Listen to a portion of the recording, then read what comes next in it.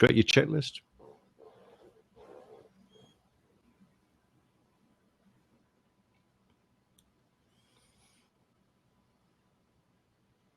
Airline Pilot Guy, episode 199. Flight 209, you are cleared for takeoff. Roger. LA, good morning. 123.9. Roger. Less than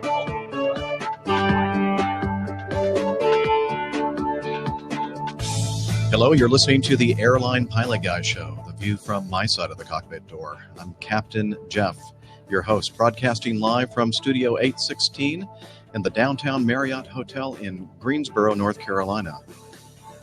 In today's episode, a man opens a door and jumps out onto a wing and flees for some reason. Firefighters in China react to an engine on fire, spray foam on it, but it was the wrong airplane. We have information about holiday laser displays causing problems, drone news, and of course the latest terrible incident of somebody being sucked into a jet engine over in India. So get all settled in. Tray tables and seat backs in their upright and locked positions. Electronic devices powered on. Flight 199 is ready for pushback.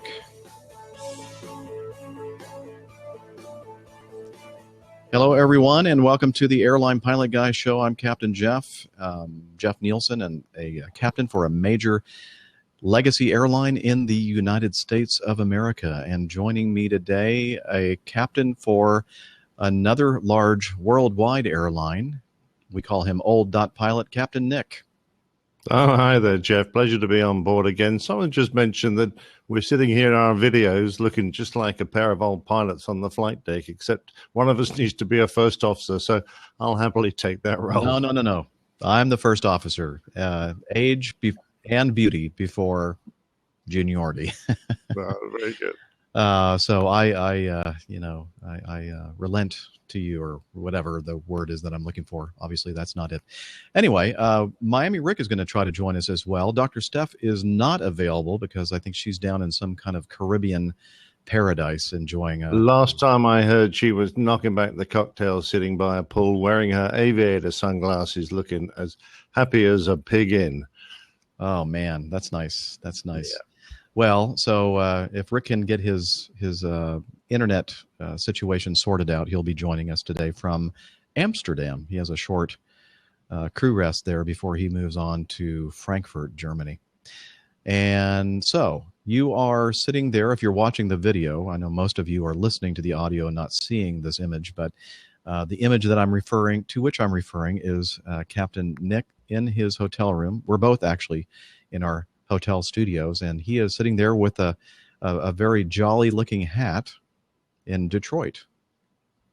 Yeah, and a lovely city it is too. I heard a few cautionary tales when we first started coming here. This is only my second Detroit trip, but it's turned out to be a wonderful place. The hotel here is great, and we don't get a huge layover, just 24 hours, but it's enough time to go out and see a little bit of Greek town.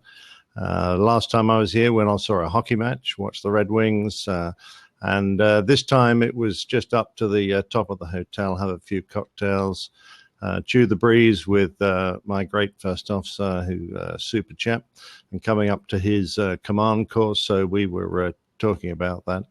And good night's sleep. Now I've only got a couple of hours before I check out, so I hope we can get most of this done before I have to disappear, I'm afraid. We're going to do our best. So I'm on a kind of short notice trip. I was telling Captain Nick before we started recording that I had a request in to pick up some time before my vacation starts on the 20th, Sunday.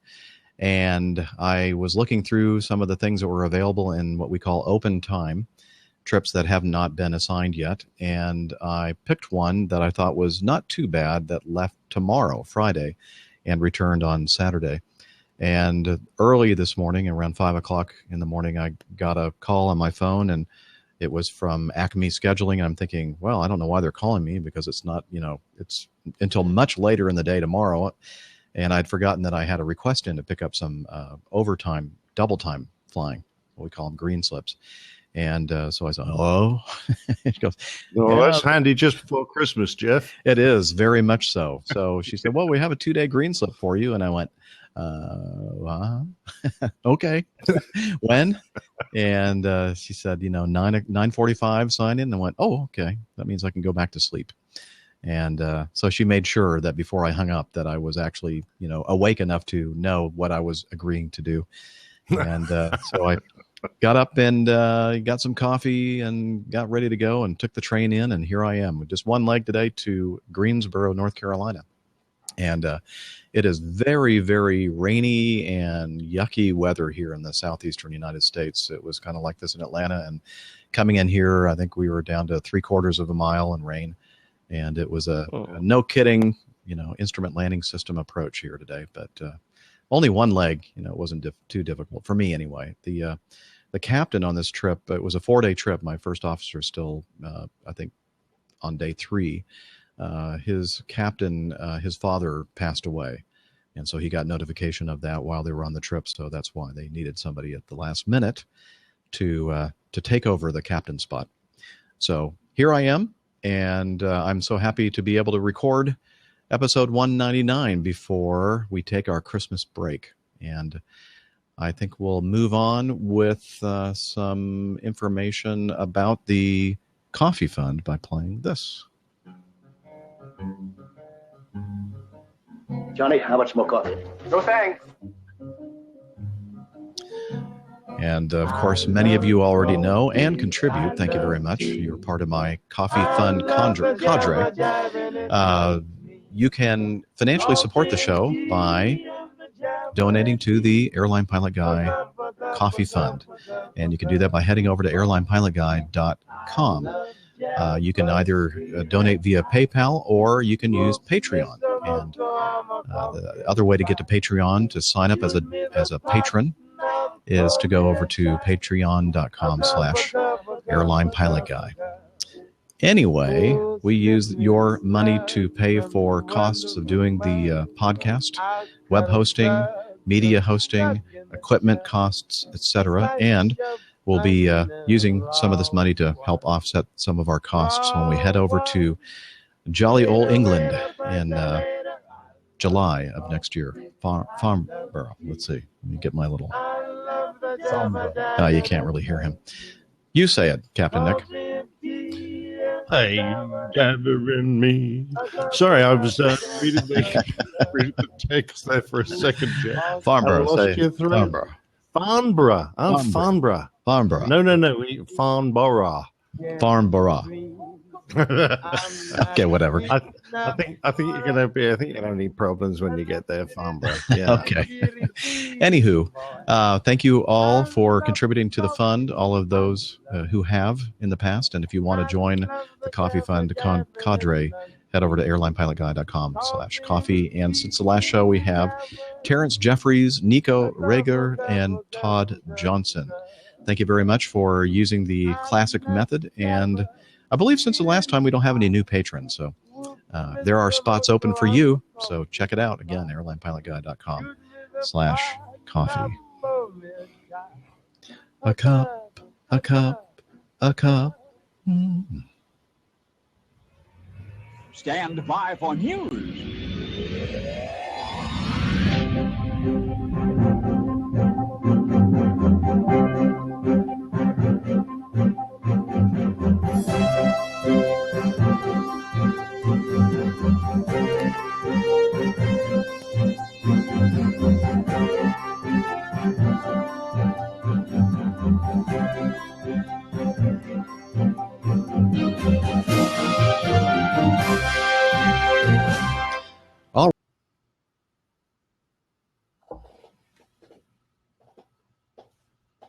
Righty. Well, let's see. To find out more information about this incident, but I could not find anything. And it was a Volaris flight from,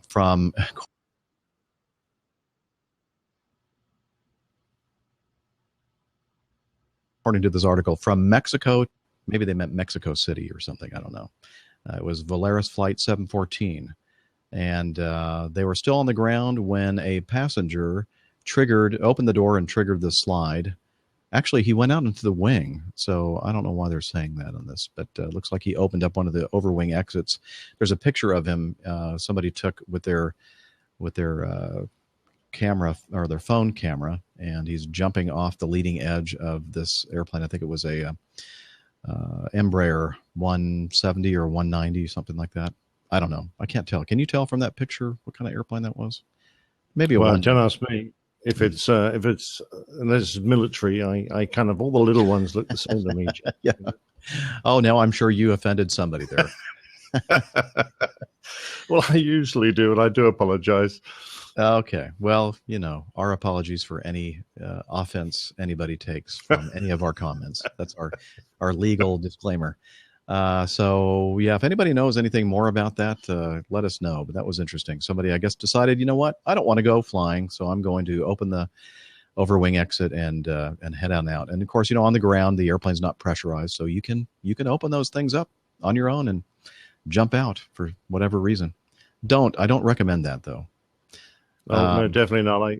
I had the story. We were getting airborne, and I got a call from the cabin, and we're at about 100, 120 knots, and no time to start answering the interphone. But so we carried on, and as soon as we got into a safe region of flight, I called back and said, hey, guys, what's going on? Is it something important? And yeah, one of the passengers had thrown herself at one of the main doors and tried to pull it open during the takeoff run. So you're right. When the aircraft is unpressurized, she might have been able to do that. The cabin crew had to wrestle her to the floor. And, it could be a very, very serious situation. So anyone who does that, you've just got to think about how stupid that kind of an act is, how much danger you're putting everyone into. Absolutely. And you know what? I'm looking at this photo now. By the way, Tyler Herrick in our live chat room, we're using Blab again today, is a flight attendant for another major U.S. legacy carrier. And he said that a Volaris flight only use Airbuses. So this must be looks now that I'm looking at a different picture, an Airbus 321. And they don't have overwing exits on that airplane. I don't know how he got on the wing. I can see a slide on the door that's just aft of the wing. But this other photo clearly shows this guy jumping down from like near the winglet of this wing. So I don't know what was going on there. Who knows? So doesn't the 321 have little exits near the wings on the 320 Airbus? Does, and the 319 has one. I think the 320 has two, and then the 321. Their exits are on either forward of or aft of the wing, I believe. Yeah, again, I'm not an Airbus expert. So anyway. Well, I'm not a little Airbus expert. There you go again with your derogatory terms, little Airbus. Those little mini buses. Yeah, we call them baby buses, I think. I've heard that term. Right. Well, that's quite cute. Yeah, it's cute. I like it. Oh, well, anyway, a little bit of a oopsie over in China. Apparently, an airplane, a Boeing 737, a China Airlines or Air China passenger aircraft had one of its engines catch fire, its right engine, and was taxiing on the runway as it was about to take off. And they called for fire services to come out and extinguish the fire. And there was another airliner, another 737 nearby behind them, Fushu Airlines. I don't know if that's the way you pronounce that or not. And was behind them, and the firefighting services came up and sprayed foam all over the right engine of that airplane. So they reacted very quickly within 2 minutes. However, it was the wrong airplane. And then when they realized that they had the wrong plane, they moved on to deal with the Air China aircraft with the overheating engine. So that was probably not something that did very much good to the Fushu 737. No. I can just imagine what the crew in that perfectly serviceable airplane were thinking when some fire truck pulled up in front of and started spraying them with foam. They must have thought, geez, he must have seen something that we hadn't. I'm surprised they didn't evacuate that premise, but it must have been a bit distressing for them. Of course, an airline not dissimilar to Acme Red that I work for were showing off their first 787, and instead of going under a beautiful. Hey, Captain Nick. The first, flight of that airplane. Looks like we are losing. We lost your video, and your audio is really coming in wonky. I think your bandwidth is suffering over there. It looks like everybody's saying that it's your issue and not mine. How am I coming in? Okay, now I can hear you. Okay, let me see if I can fix that. I'll just leave me out of things for a moment. Okay. Because I can try and up that bandwidth a little bit. Okay. But you carry on for the moment, Jeff, okay. Because it's the circle with get an into arrow the hotel system. What are we talking about there? Oh, yeah, we know. Thank you. We know how to refresh a browser window. Thank you. But I do appreciate your help. But apparently, what were you using? What bandwidth were you using? Not the hotel bandwidth? There you go. Hello? Okay, I see you now. I'm still here. Okay, well, I can't change it midstream, so I'd have to shut looks down like it and caught start up. up again. So we'll see. Perhaps we'll just see how it goes. Stuff. Okay, let's move on with. I'm going to save this little news item. The Australian investigators talking about the possibility of a major electrical problem and a zombie plane with Malaysian Flight 370, because Rick is our resident 777 expert, so I'll save that one. You've heard about all the problems that we've been having as airline pilots at night or in the dark with laser light episodes. And it seems that more and more homeowners are now abandoning traditional Christmas lights here in the U.S. for laser displays. They project holiday-themed laser beams onto their house, or their yard, but they can also point into the sky if they don't exactly angle the laser decorations to the roof line and they overshoot. Well, guess what? That light doesn't stop. It keeps on going, and sometimes it shines into our eyes. And I guess there have now been some reports recently that airline pilots have been getting hit by laser beams from holiday-themed laser displays. Jen Craven Parker bought a set of hers from Bed Bath & Beyond for $40. I think they look cool. They come in two options, all green or red. Lazy lights is what Facebook is calling them. Lazy because they're so easy to install. You don't have to get up there on the ladder and hang the lights and all that kind of stuff. So anywho, that's not good news for us airline pilots out there now having to deal with.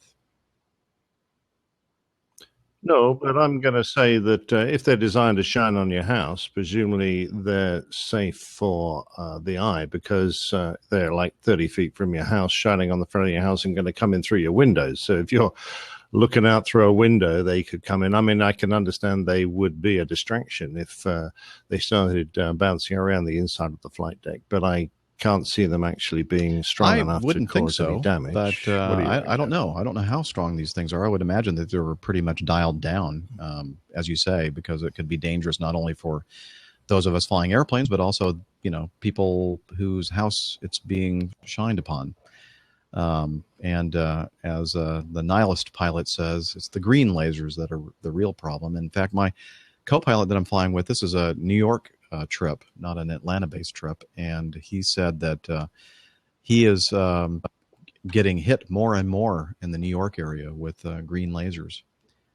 And I said, that's why, one of the reasons why I don't like to fly at night. And he goes, yeah, he said he normally doesn't fly at night unless he's picking up extra flying as I am. But he said that it's really becoming a problem in the New York City area with people using those, those very high power green laser lights.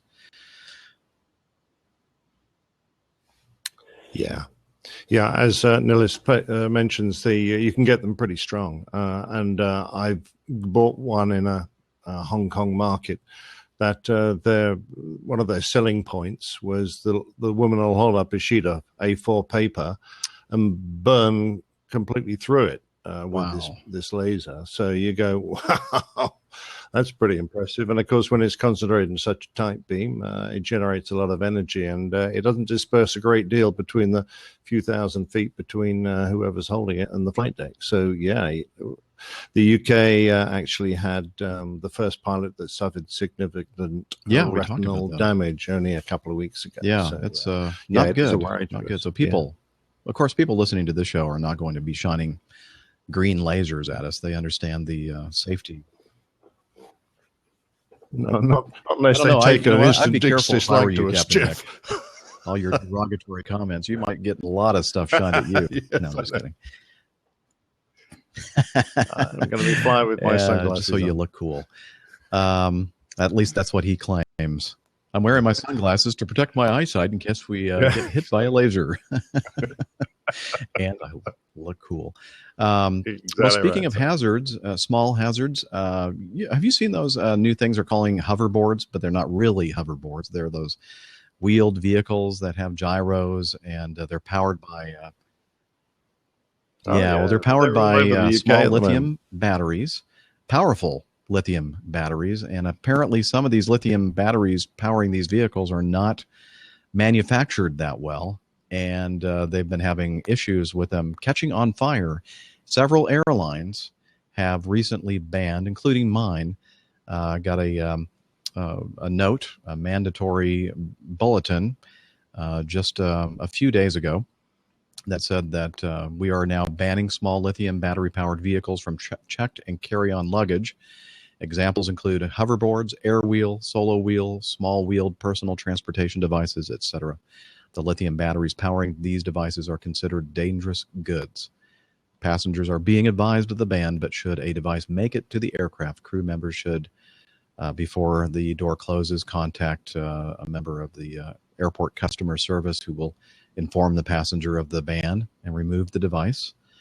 And then after blocking out, then we're supposed to coordinate with our operations folks to return to the gate. So please, folks, don't take your hoverboards, your wheeled vehicles, whatever, powered by lithium batteries with you on airplanes. And I have a feeling that this might be a problem, especially right after Christmas.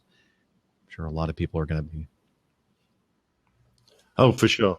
For sure. I think there are some genuine manufacturers out there that use well-made batteries that fall within all the correct parameters and are checked. But I also think there's a significant number of knockoffs where the batteries are very cheap, don't have the same protection circuitry built into them to shut them down if they start to overheat. And they're the problem ones. So if you're going to go and spend $1,000 on one of these, you're probably going to get a good quality one. But if you're only forking out a few $100s, then I suspect they're going to be cutting corners to get the price down. And that's one of the areas they'll cut. It's one thing to have the thing catch on fire and burn your house down, but it's another to burn an airplane down. That's not cool. Oh, it's damn hard to stop them burning once they get going. That's the problem. Well, let's see. We should probably move over here to our news about drones. Okay. Tokyo's drone squad will deploy 10-foot drones armed with nets to police the sky in an effort to enforce no-fly zones across the city. Tokyo's Metropolitan Police Department is launching a drone squad. The squad will patrol no-fly zones and will search for operators and order them to ground the drones. And there's a picture here of one of these drones with trailing this big net.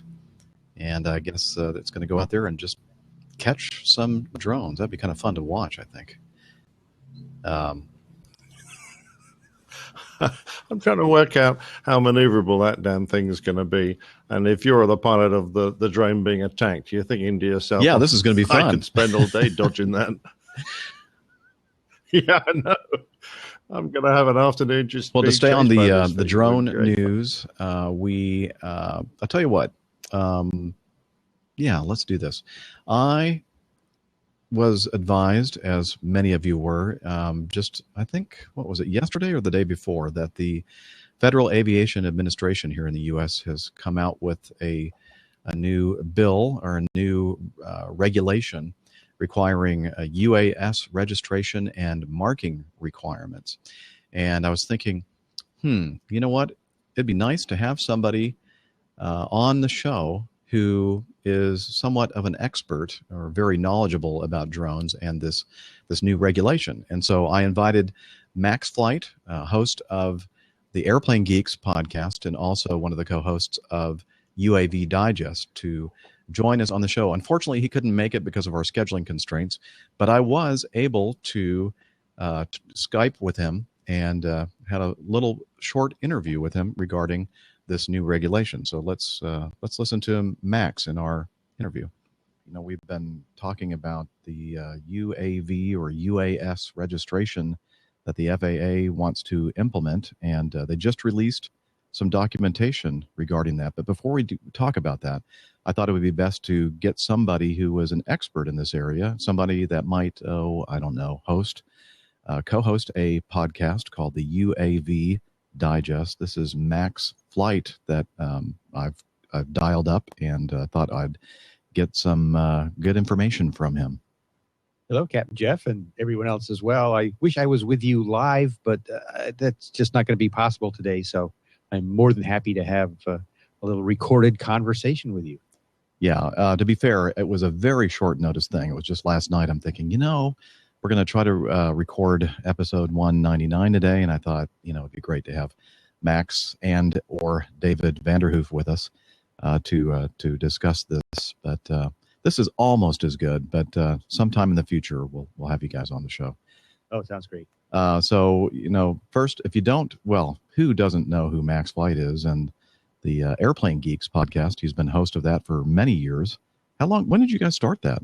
That started in June 2008. Wow. So you beat me by a little over a year before I started doing my own aviation show. Yeah, we're old timers. Yeah, we are. So you were before you did this, you were in aviation or in the aviation industry for quite some time. Yeah, 35 years working at Pratt & Whitney, doing a lot of different things in that company. I kind of changed my career several times inside that company. That's one of the nice things about working for a large company. You can move around like that if you wish. So that's my background. That's where my interest in aviation kind of blossomed, I guess you'd say. Mm-hmm. And now I'm retired, which gives me time to, do things like this. Yeah, I wish I was retired. Yeah, I highly recommend it. 8 years to go. In fact, yesterday was my 27th anniversary with Acme. And so I have 8 years to go because I'll be 57 in about, a week and a half, something like that, 2 weeks. So anyway, who cares about that? We're here to talk about this new registration requirement for unmanned aerial systems. I guess the FAA prefers to call them that, right? UASs? Yes, yeah. And then what UAV stands for, unmanned aerial vehicle? Vehicle. Okay. Yes. So the system includes the vehicle, but also all the associated systems and subsystems, like, for example, the communications network, the sensors on the drone, the whole package. Okay. Usually it includes the person who's operating the drone, unless it's an autonomous drone or UAV. So it's like the all-encompassing term then. Yes. For everything that's part of the package. Correct. Well, speaking of packages, I think that a lot of people this Christmas holiday season are going to receive quadcopter drones, whatever you want, UAVs, UASs for their gifts. And now there is a requirement, an official requirement now, to register them. And the FAA issued this new guidance. What do they call this? This is actually, this is kind of funny. This is an interim final rule. Oh, wait, that sounds kind of contradictory to me. It does, doesn't it? But that's what it is. It's technically 14 CFR Part 48. It's a new part. And I understand that there are some groups that took part in this whole discussion about formulating registration requirements, licensing requirements, and that kind of thing. The Academy of Aircraft Modelers, they're not very happy about what came down out of all of this. The Academy of Model Aeronautics. Yes, there we go. Model Aeronautics. That's the RC, you could call it the RC group that's been around for years and years and years. And Congress has always separated them out from the purview of the FAA, and said that we're not going to regulate model airplanes. And so of course, that group is very concerned about adding onerous requirements to their membership.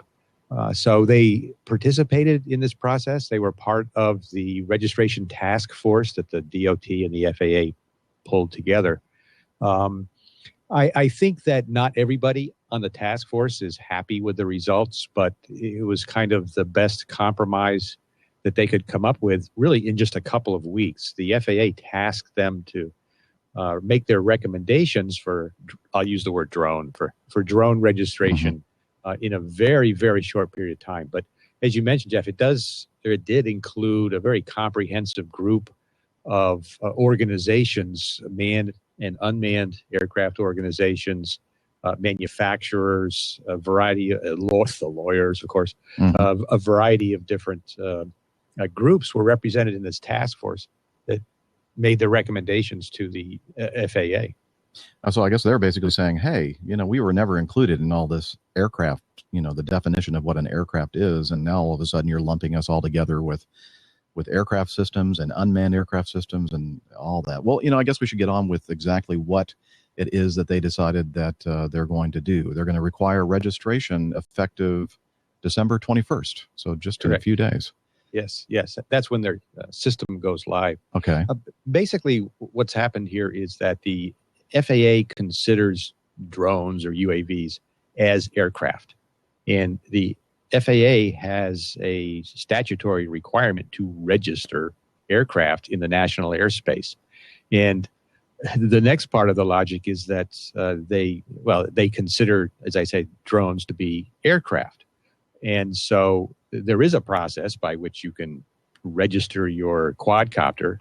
It's the same process that you would use to register your 777 or your Cessna or anything in between.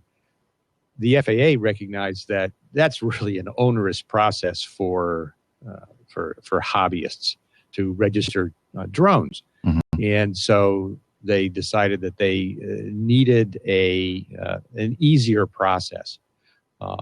So they formed this task force, this registration task force, to understand or to take a look at what drones should be included and how should the registration process work. And what they came up with, and the FAA pretty much accepted most of the task force's recommendations, is that this would apply to drones less than 55 pounds, but more than 250 grams, which is a little over half a pound. And that's takeoff weight. And anything in that range would have a requirement to register the aircraft. Why 250 grams? The obvious question is, how do they pick that number? Where did that come from?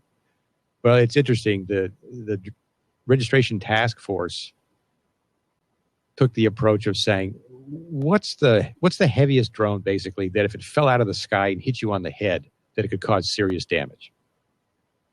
And they found some studies that had looked into this, not for drones, but just for objects hitting people in the head. And they learned of what's the energy required to do significant damage to you if you get hit in the head.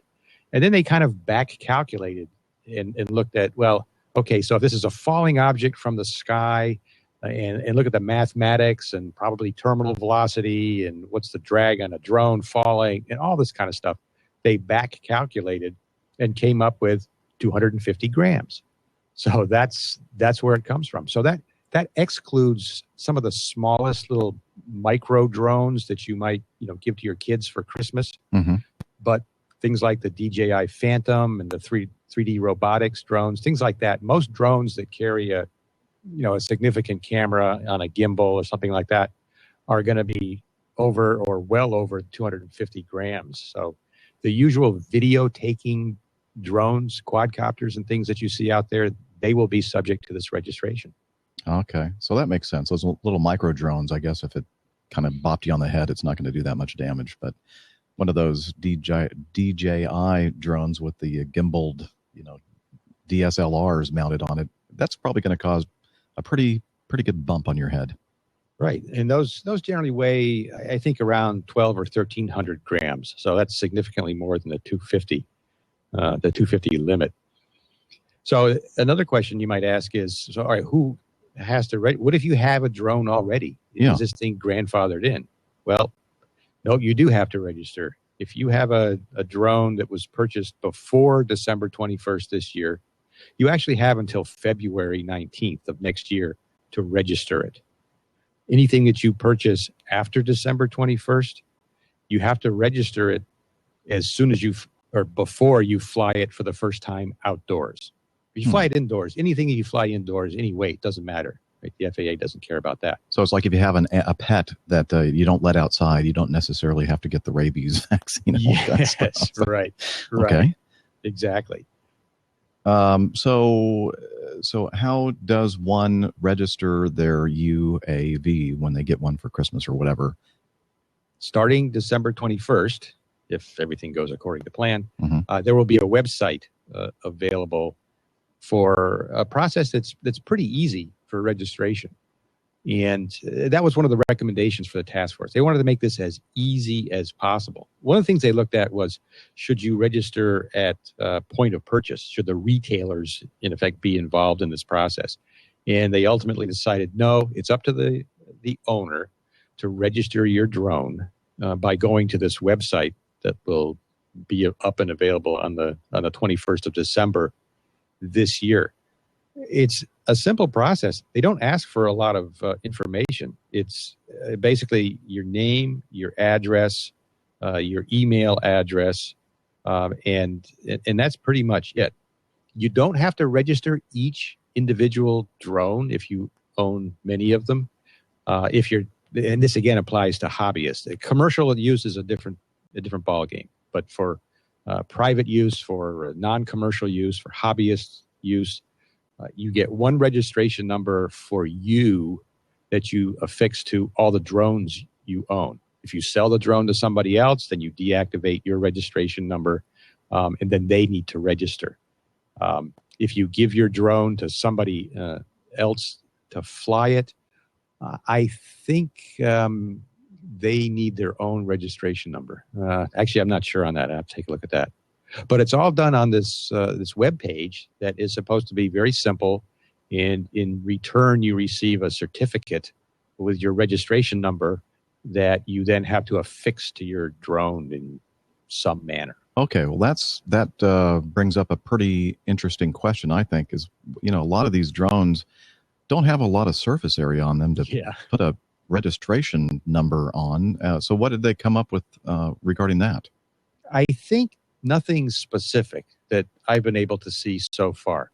So I think it's just that you have to get it on there somewhere, and I guess in a way that someone else can read it. So you don't need a microscope to read your little teeny tiny registration number. I was reading through this big old long multiple page document regarding where especially the marking part of it. And let's see, I found a paragraph here. It says, for small unmanned aircraft registered under this part, the FAA does not specify a particular surface upon which the unique identifier must be placed. Rather, recognizing commenters' concern about the small size of many of the small unmanned aircraft that must be registered, the FAA simply requires that the unique identifier must be readily accessible and visible upon inspection of the small unmanned aircraft. So basically they're saying if you have like a battery compartment or something like that, it could actually be inside of a battery compartment. So it's not necessarily something that you have to be able to view on the exterior of it. Right. Which makes Doesn't sense. have to be visible. Yeah. And the reason that they want to do this, or the primary reason, is they're thinking about safety. And they're thinking about all of the accidents that we've seen, the incidents we've seen reported in the press, people having crashing quadcopters and things of that sort, and or flying them unsafely. And they just want to be able to identify the owner. Now, of course, in order to identify the owner, they've got to have the drone. So if it crashes into a building, lands on the sidewalk, and hits somebody in the head or starts a fire, like we've seen in the past, hopefully they'll be able to retrieve from the wreckage the registration number and identify the owner. Okay, so we have the requirement now, and yeah, I thought that they were going to grandfather the people that before this point in time weren't going to have to register, but apparently, as you just mentioned, everybody's going to have to register their drone from 250 grams up to how many pounds? 55 pounds. 55 pounds. Okay, and so what is the penalty if you don't? And I have a feeling that's going to be a very small percentage of people that actually do this. I mean, what is the penalty going to be if you don't do it? It's really the same penalty that's on the books right now for failure to register an aircraft. Oh. So there are some penalties. There are monetary fines that can amount to tens of thousands of dollars. Again, it's the existing penalties on the books. It will be interesting to see how those might be applied in the case of a hobbyist that does something stupid or something unsafe with their drone. The big question is, how is the FAA going to know? I think that there's a reliance on local law enforcement and things like that. Certainly the FAA doesn't have an enforcement arm that can get out there and police probably hundreds of thousands of drone operators. But they'll have to rely on others. But it'll be interesting to see how they apply the penalties. Do they make examples out of somebody, or do they say that in the scheme of things, this really isn't that big a deal, so we're going to slap your wrist with $100 or $1,000 fine? I don't know. We'll have to see. Well, this is going to be interesting to see. This is all about the vehicle itself and nothing about the operator. So where are we in regard to licensing operators of UAVs? We're still in the NPRM process. You may recall that there was a notice of proposed rulemaking that the FAA issued earlier this year.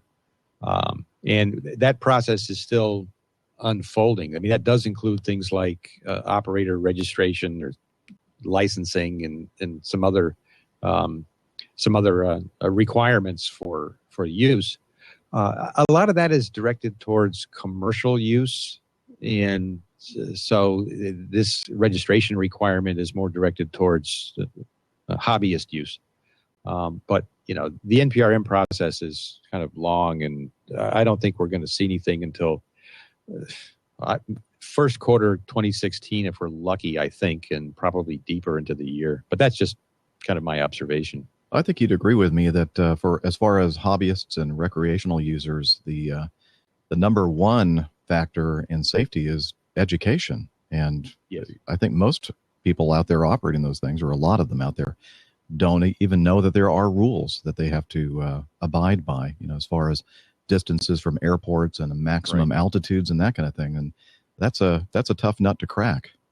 The FAA has some resources for that. There's the Know Before You Fly website and things like that. And I'm starting to see some manufacturers do something that I've been calling for months and months now, which is to include in the package, in the box, some information about safety, some information about flying in the national airspace. And between the manufacturers and the retailers, I mean, I think they have an obligation to be part of this education and awareness process. But the FAA has mentioned awareness as part of this registration process. And they talk about it being an opportunity to provide awareness to people who buy these things. And, hopefully that will be somewhat successful. But, again, you're talking about hundreds of thousands of people. You've seen the press reports of a million drones being sold. The last one I saw from the FAA is that for this year, including the holiday season, they're looking at 1.6 million drones sold.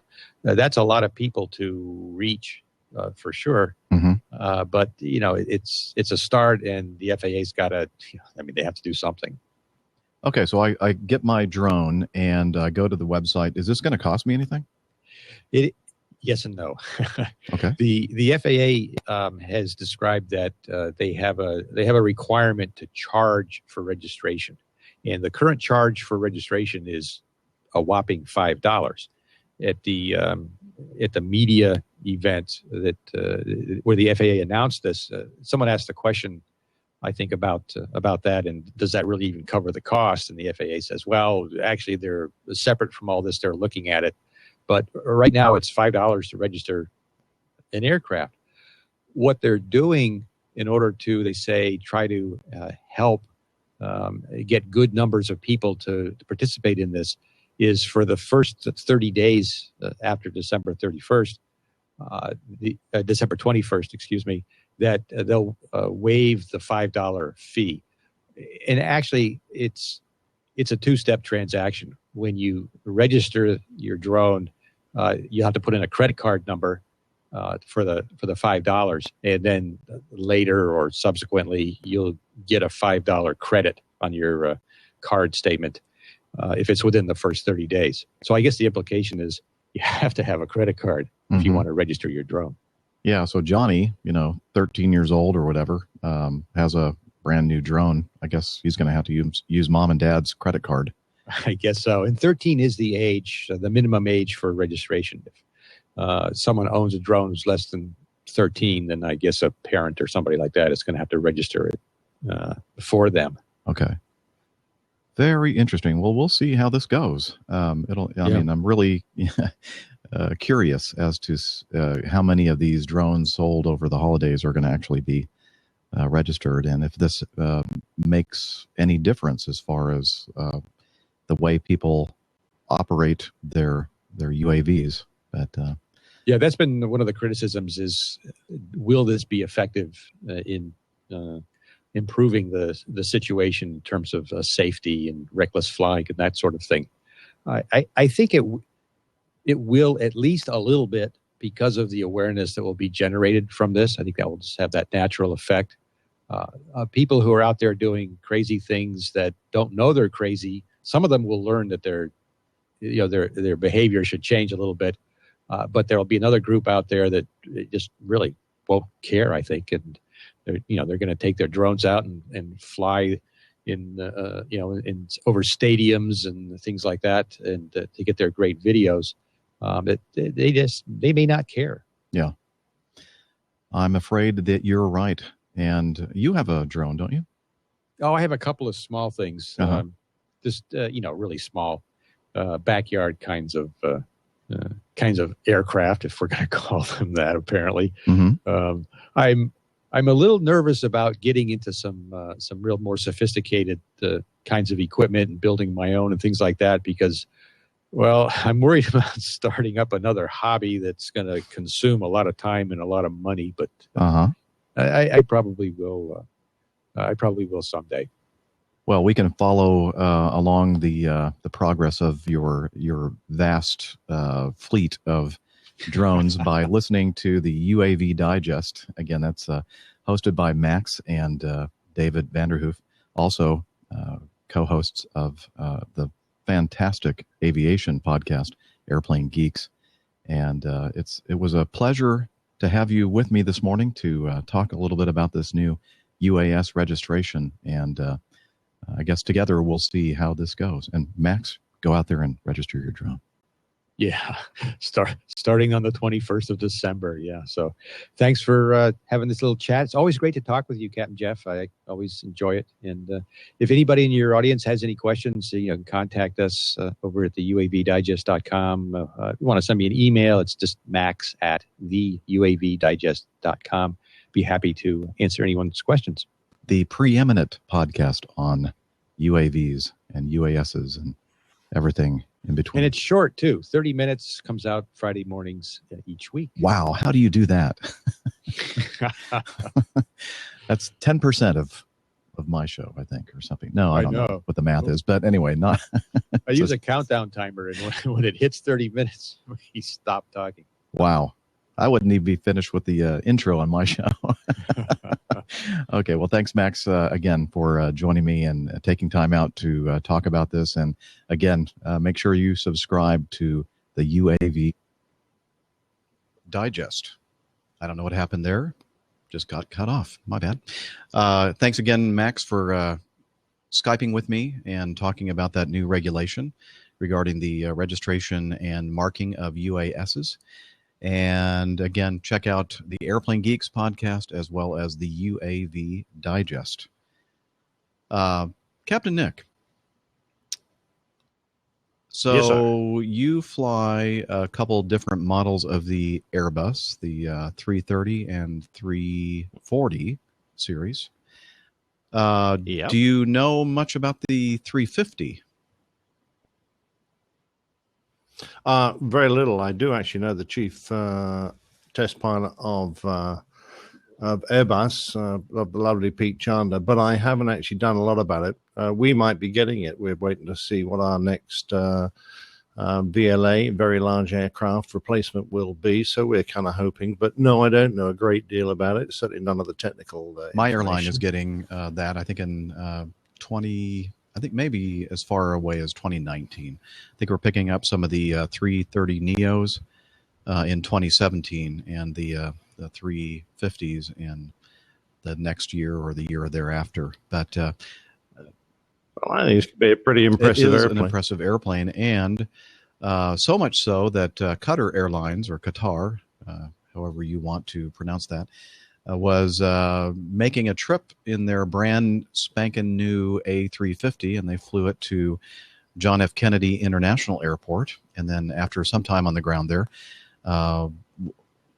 with a bunch of, I guess, media personalities, or I'm not sure personalities, but news folks and journalists and that kind of thing, took off from John F. Kennedy. Well, they tried to anyway. They had a little bit of an issue, and I have some video to listen to.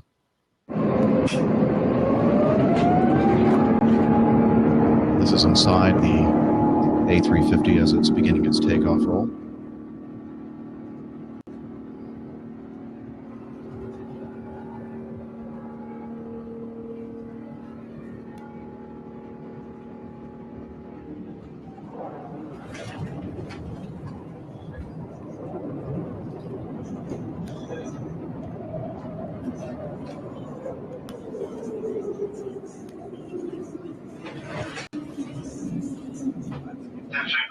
Not a good day for them. Something about manning the stations.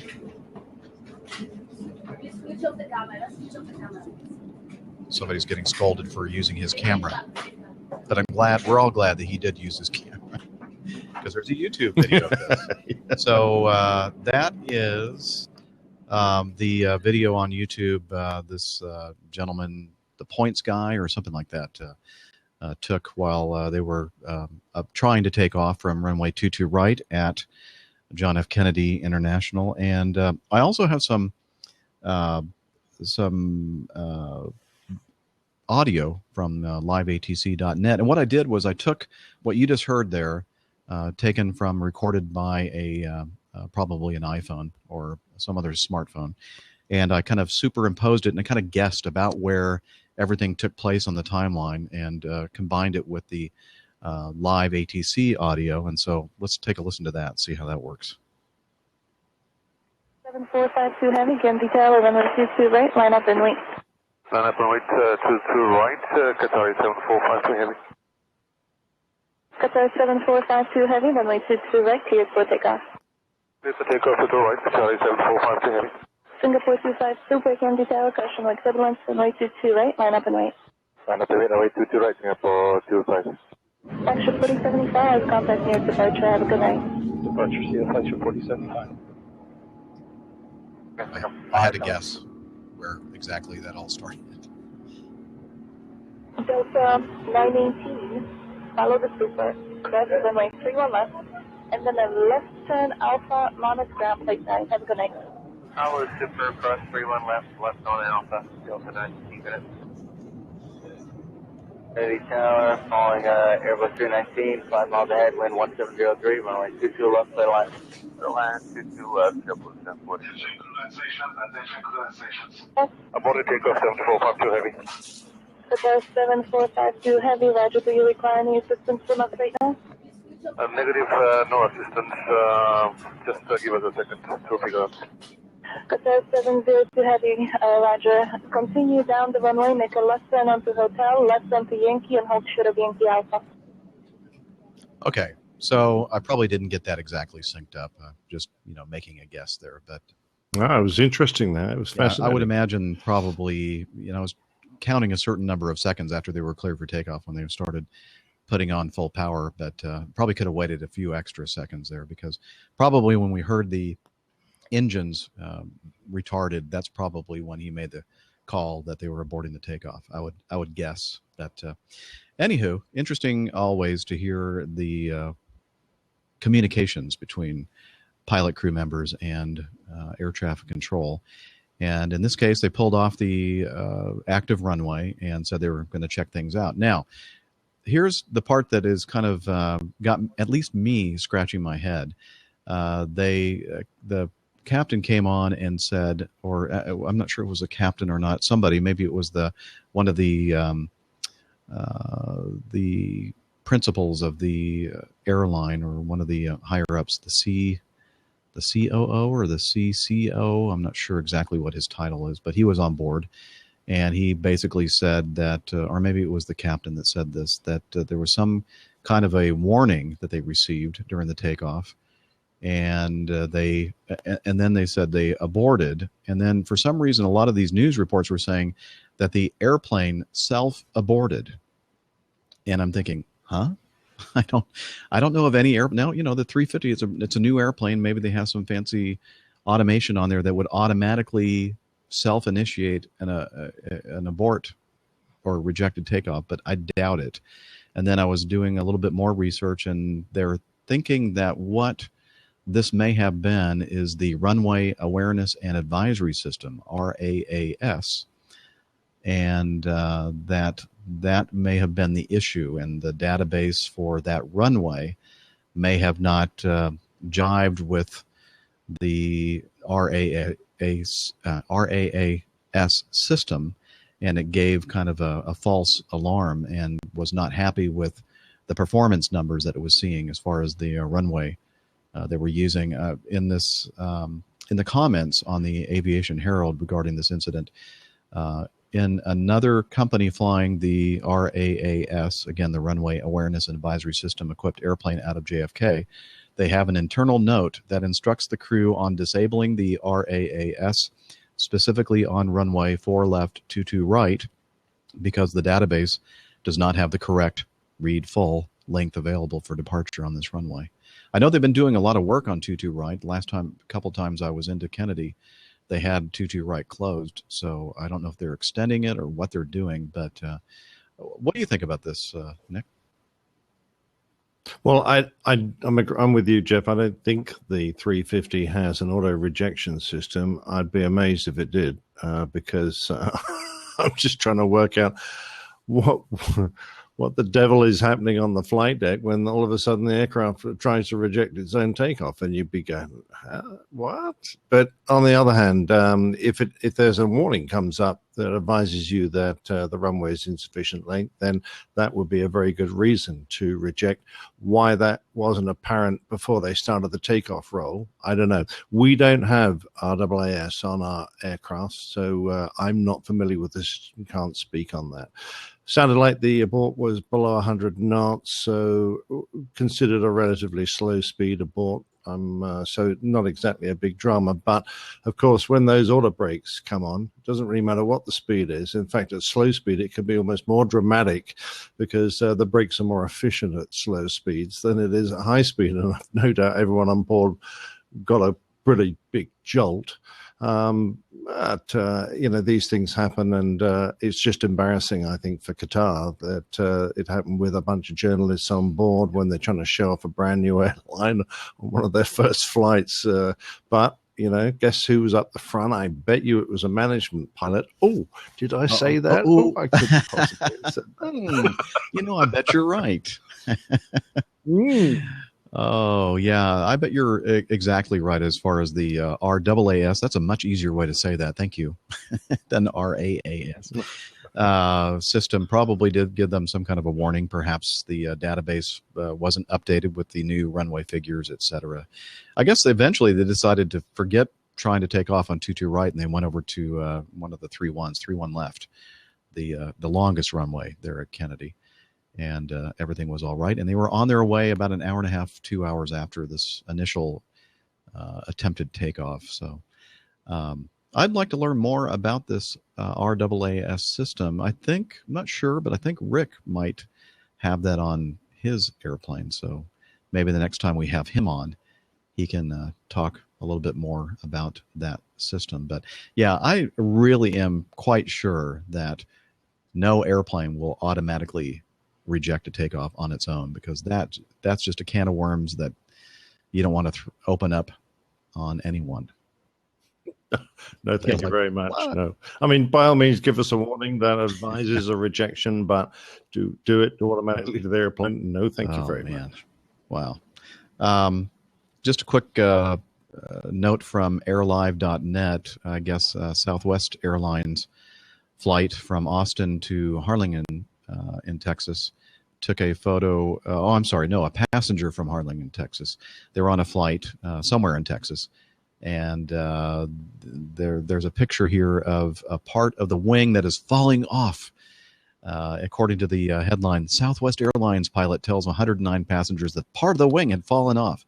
Looks to me like what we're looking at here in the photo is one of the canoe fairings or whatever, the flap hinge fairings that looks like was unbolted from the aft end of the wing and was just kind of hanging down. But I don't think it really fell off, unless there's more to it than this picture reveals. But I'm sure that everybody was just, panicking because of that. But, of course, they landed at San Antonio.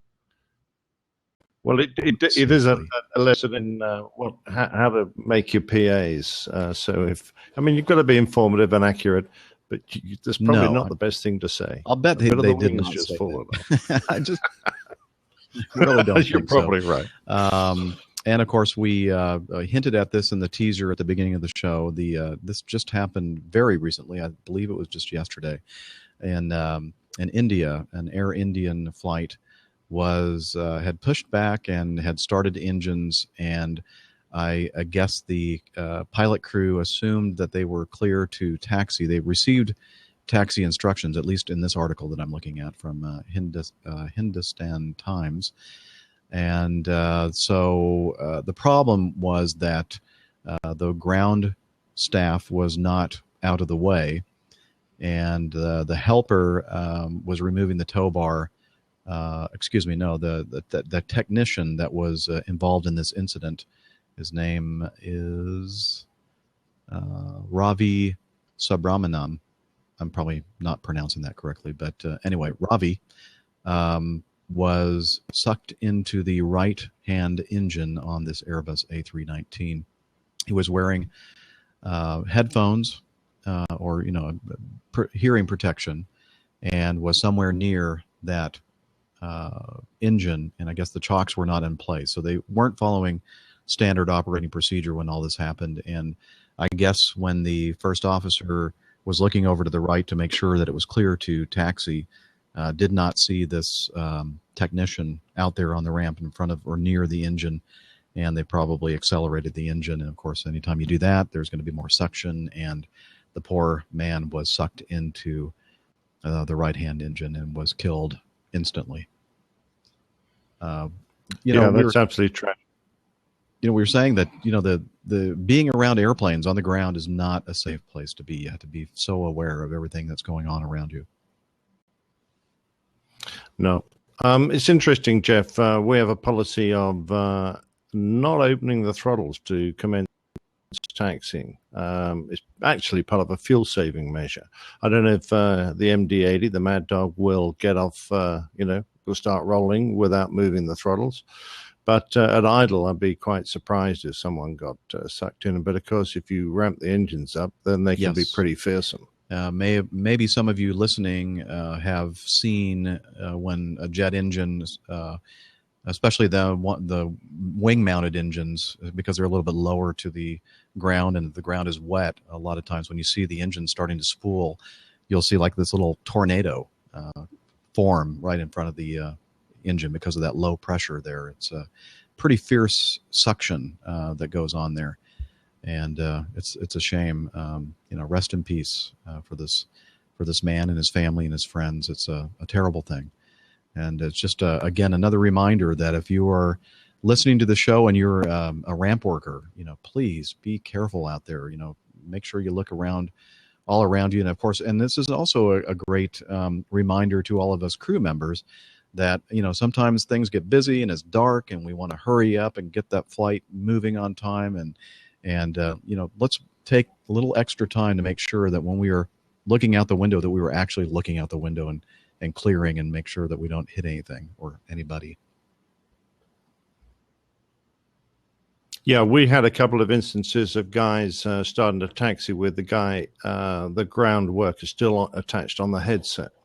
And the company now has a procedure that you can't commence your after start checklist until you've seen the pin and seen the guy on the headset move away from the aircraft, because guys were waiting for the chap to disconnect, doing their checklist, and the trigger, of course, to start rolling is the end of the checklist. So now we, to make sure we don't do that anymore, we hold that checklist. So when you have the tug connected to the airplane, is it in view from your viewpoint, your vantage point, or is it beneath you?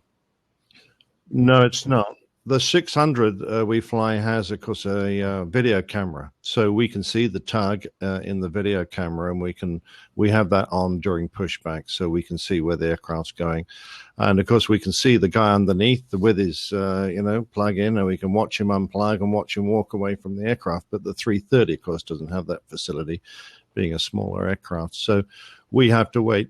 Now, some airports, the tug will just drive away. Now, I don't think it's standard, but at Heathrow, they're very good. The tug will do a little half circle and will park himself in front of you in view with his headlights on until everyone is clear. And then he will be the last person to drive away. And that's always a great visual cue.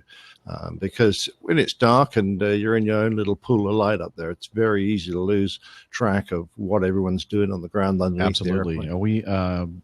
I had an experience when I was a first officer on the L-1011 that the tug was still connected, and I guess the captain had thought that all this disconnecting had taken place, and I guess he thought that he had already received the salute from the ramp worker indicating it was clear to start taxiing. And we kind of went, because he was pushing the throttles up, and I and the flight engineer kind of said, sir, like, I don't think they're clear. They put the brakes on, and we kind of came to a shuddering stop, and he says, what? And I said, I think they're still down there. And sure enough, because we couldn't see, because I think we're like 30 feet or something like that ahead of where the nose wheel was on that airplane.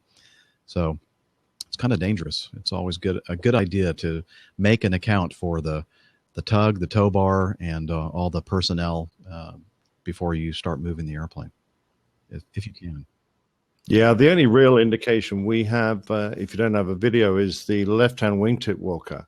will hold his wands in a cross, indicate that the last guy hasn't yet moved away from the aircraft. And the guy with the pin who's just unplugged his headset's the last guy to walk up. And he turns around and waves the pin at us, and we can see him. And then that wingtip walker will move his wands, and we can realize it's now safe. But it's when you're really busy and you're trying to make up schedule, you've got lots of things in your mind. You can understand how people can make mistakes. Absolutely. So just kind of step it down a little bit and take a few steps back and slow down the operation. Let's make sure we're safe out there. Oh, yeah. So a lot of you sent me links to this article, basically suggesting that we start a new airline, APG airline, APG Air, I guess. It turns out that there are some airplanes that are just kind of sitting at the Kuala Lumpur International Airport. Let's see, 3 747-200 freighters. And one other type. I didn't look at this to see exactly all 4 of them, but no, I guess it's just 3 Boeing 747s sitting there left, and they can't find the owner. And they're basically saying, if you fail to collect the aircraft within 14 days of the date of this notice, we reserve the right to sell or otherwise dispose of this aircraft. And they don't... I love that story. And if you notice, they've obviously been sitting there for a while because those airplanes are going green. Oh, thank you. I should have been ready for that. We're going green. We're going green. We're going to take care of the earth. We're going green. So what do you mean they were going green? Are they actually turning green? Yeah, it looks like it. I mean, there was a 747 parked at Lagos that had its undercarriage ripped off when the controller told him to land on a runway that had a ditch dug across it, despite the fact that it was NOTAM closed, and the pilot said, but this runway is NOTAM closed. They insisted he landed on it, and it ripped his gear off. Anyway, they dragged that airplane off and parked it by the terminal, and it was there for so long it had almost gone completely green with slime and moss. Nice. I guess they're saying in this article that these jets have been there for about a year, and they have registration numbers on them: Tango Fox Alpha Romeo Mike, Tango Fox Alpha Romeo November, and Tango Fox Alpha Romeo Hotel. And aviation enthusiast linked 2 of the 3 planes to Mass Cargo, MASKARGO, Malaysia Airlines Cargo Division, who apparently leased them from Air Atlanta Icelandic. But a Mass Cargo spokesman told the Times magazine here, the Straits Times, that the airline does not own the planes. If it were ours, we would have claimed it, a spokesperson said. So, hey, if you're listening to the show and you can't find like 3 of your 747-200 freighter models, you need to go and pick them up from Kuala Lumpur. Yeah. Okay. I'm wondering if it's going to cost more to get those things in flyable condition than they're worth. I'm sure of it, because that 200 is not that's kind of an old airplane. No. Yeah. Yep. And I don't suppose anyone wants them even for spares now. Yeah. I don't know. Strange situation. So let's move on with the best part of the show, which is, of course, your feedback.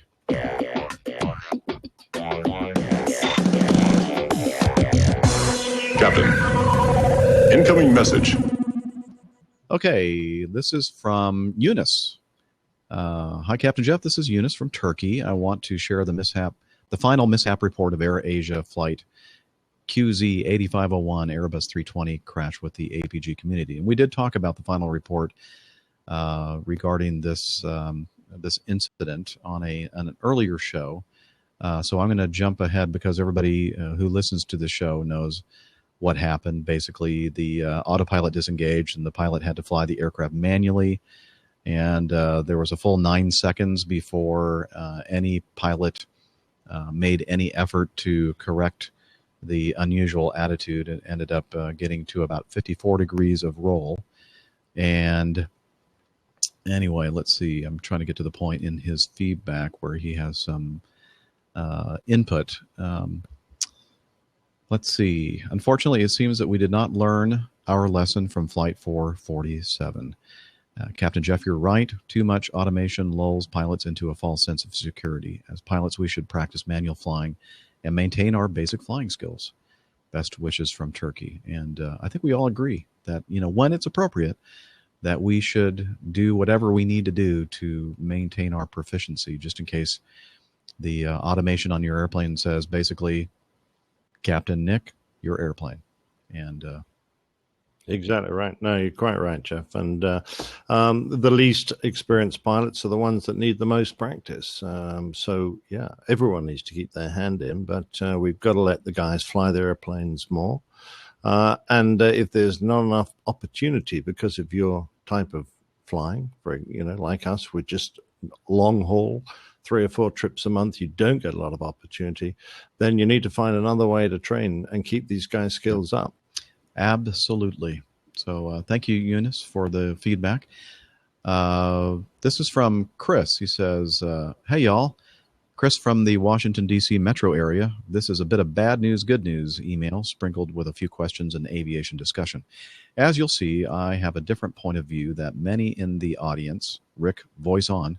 Let's duh it. Okay, voice off. Okay, I didn't do Rick's voice very well. Bad news first. Could it be one of the most majestically sad situations to hit an APG listener?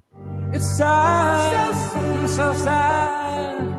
It's a sad situation. Over the summer, y'all were seated in a long section at a Dulles area Red Robin for dinner and a meetup following the Innovations in Flight event at the Udvar Hazy Center.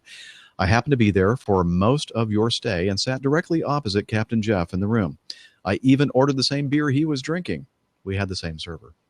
I'm bummed that I didn't have the situational awareness to evaluate my surroundings properly and take full advantage of an awesome opportunity.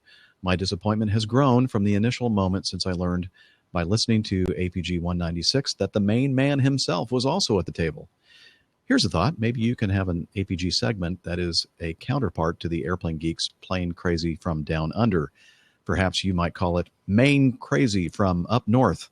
Stephen Grant loved to talk about Qantas a lot, so maybe Micah can pick on United or American from time to time in his monologue. What a great idea. Love it. Back to the Red Robin Gaff. Earlier in the day, I was one of the exhibitors at the Smithsonian event. There I staffed the one and only glider display led by my chief flight instructor who brought his personal ship in for the show. My flying club has strong ties to the Smithsonian Air and Space staff. So in all likelihood, we will be there next year. A sort of advanced notice to APGers. Come find me at the event. I'd enjoy meeting new audience members and talking shop. After the event concluded, we adjourned to the Red Robin for some grub. It wasn't until we were on our way out the door that I recognized the voice of the guy carrying around a personal recorder was none other than Max Flight. I immediately thought, this sucks. Had I recognized who was in the room, I surely would have introduced my compatriots to you. I'm a T-shirt-equipped APG listener and supporter, and in my company were gents who have diverse, interesting pilot backgrounds, which might pique the interests of APG listeners. Good news. What's compelling about... Oh, by the way, that is bad news. You should have spoken up, Chris, and introduced yourself, maybe next year. Okay, good news. What's compelling about the type of flying that I do is that I prefer aircraft that do not have engines. It made me very happy to hear Captain Jeff is interested in soaring. So I'd like to tell you, I'm sorry, I just clicked away my window. You're interested in soaring or snoring? Well, Jeff? Snoring I do all the time. I'm not really interested in that. but soaring I am. Let's see, where we go. Okay, so I'd like to tell you a little more about how the sailplane pilot, relate to APG content. First, my aviation enthusiasm is not confined to sailplane flying. I grew up in Cincinnati and had family in Dayton. To say I'm familiar with the National Museum of the Air Force is a bit of an understatement. Indeed, when I was a teenager, I helped clean many of the X-planes and other inventory and volunteered in the research library as a Civil Air Patrol cadet. I would encourage you to reach out to the museum public affairs staff as well in advance of your visit and ask for help making arrangements to enter and view the non-public research library. It's free, but you must be authorized entry in advance. As a media type, you should be able to handle many of the memorabilia pieces and pilot logbooks stored there. Most folks are not aware that Wright-Patterson Air Force Base, then Wright Field, is the home of American test flight activities for years before Edwards/Muroc and Patuxent River, Pax River flight test centers were created. Second, earlier in my career, I was an Air Force crew member on several platforms. The hours were long. The stress was high.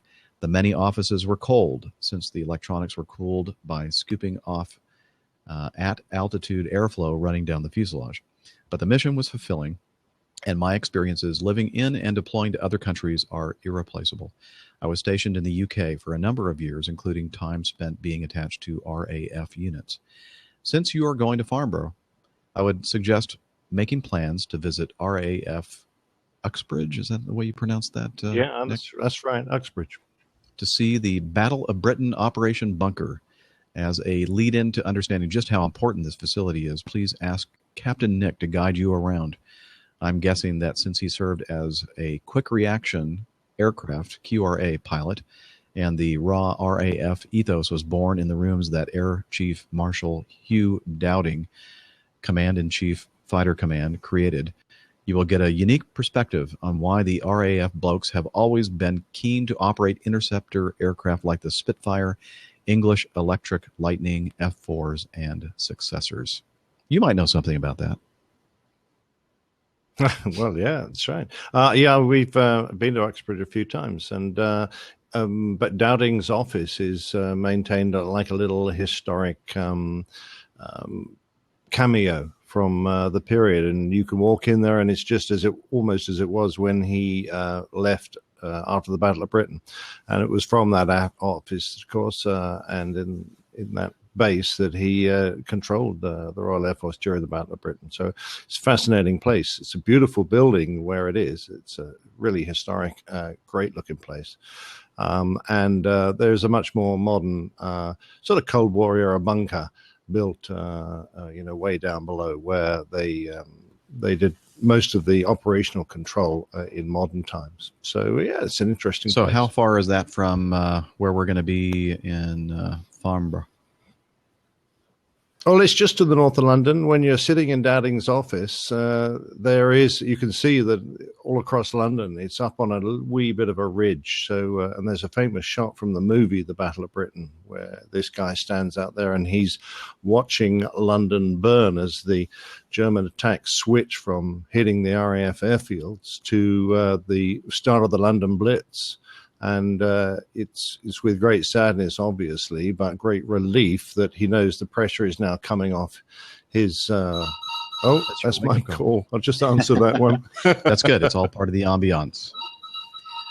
Well, I'm going to continue reading while he gets that. I'm not sure how it came about, but the part of England where I was stationed for one tour, Suffolk, was home to a great number of alumni from 617 Squadron, the Dam Busters from World War II and later years. I took up residence in a flat owned by a World War II-era navigator who flew strike missions against the U-boat Pens and the Tirpitz, Operation Catechism. The gentleman was loath to talk about the specifics of the raids he flew, but he loved to talk about 1940s and 50s airline flying. Third, I really enjoy flying. Was there something else were you in the middle of a thought there when the phone rang, Captain Nick? Okay. No, not really. Just saying it was a great movie, and the scene is there where you can look over London and watch it burn. But it's a great historic place to go visit. Okay. I caught 617 Squadron in there, and of course we were talking about that the Dam Busters last show, weren't we? Great things they did. Barnes Lawless, we talked about his bouncing bomb, but of course he carried on and built a couple of enormous earthquake bombs that we used with great success in other raids, including sinking the Tirpitz. These bombs were designed to go into the earth and then blow up and create an enormous amount of damage. Okay, continuing on with Chris's feedback. Third, I really enjoy flying around without an engine. The various flying modes are more 3D than powered flight. Sailplanes can glide very easily, but soaring requires a different kind of flying skill and resource management. The fighter-like canopy affords a view better than most general aviation-powered planes can offer. This crucial detail stands out on sorties that encounter different flying modes. On one part, I have to do tethered formation flying behind a high-performance tow plane.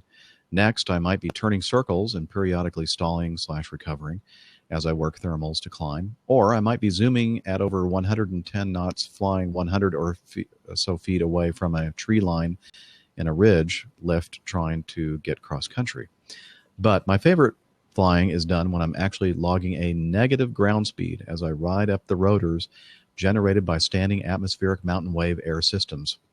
I've been as high as 9,000 feet MSL, but that's an equipment limitation. Next year, I'll be flying oxygen-equipped ships, which have enabled pilots in my club to overfly Dulles International Airport at flight level 210. Yikes. Wow. Questions. On recent APG episodes, various contributors have discussed in-flight close encounters with Mylar balloons, drones, and one very directionally challenged deer on landing rollout. Have you ever had close encounters with any sailplanes? Those who have been listening to the show for a while know there's a story there for me. Further, if and when you've flown RNAV approaches to IAD's runway 19 complex on weekend days, has Potomac Approach Control announced gliders are airborne near the Mueller intersection? My flying club's airport is very close by, bearing 350 and 3.5 nautical miles from the waypoint, and we always have planes aloft when it's VMC. Normally, we operate well outside of controlled airspace and never close to major jetways, and our operations are announced to Potomac TRACON. This is standard procedure. Sailplanes, however, have low-powered radios and fly ships which do not have a lot of metal to generate radar returns when painted. Further, we are assigned 123.3 multicom and stay off Potomac TRACON's airwaves. Then there's the shape and color of a sailplane to consider. In straight and level flight, our visible cross-section doesn't stand out at all against the background of airspace, regardless of sky conditions. You would think adding bright neon coloration would help, but it only makes matters worse. In fact, the ship is most visible when banked 25 degrees or more.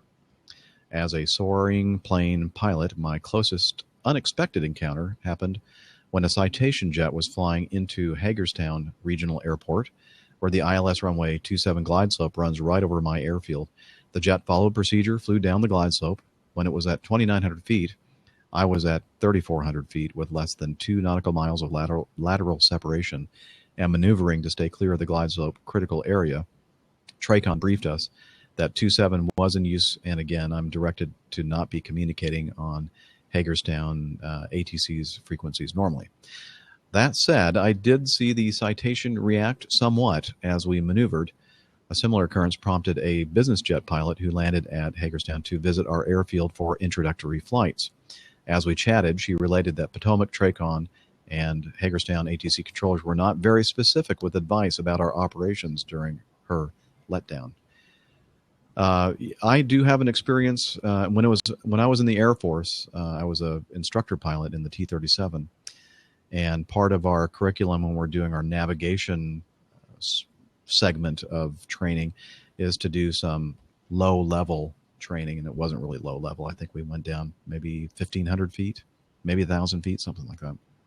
And but it was just to introduce the students to navigating, using ground references and plotting, taking the maps and plotting the turns and looking for, ways to kind of instill knowledge and experience with, navigating specifically using ground references. And it was a cross-country flight from Charlotte to, I think we were heading up to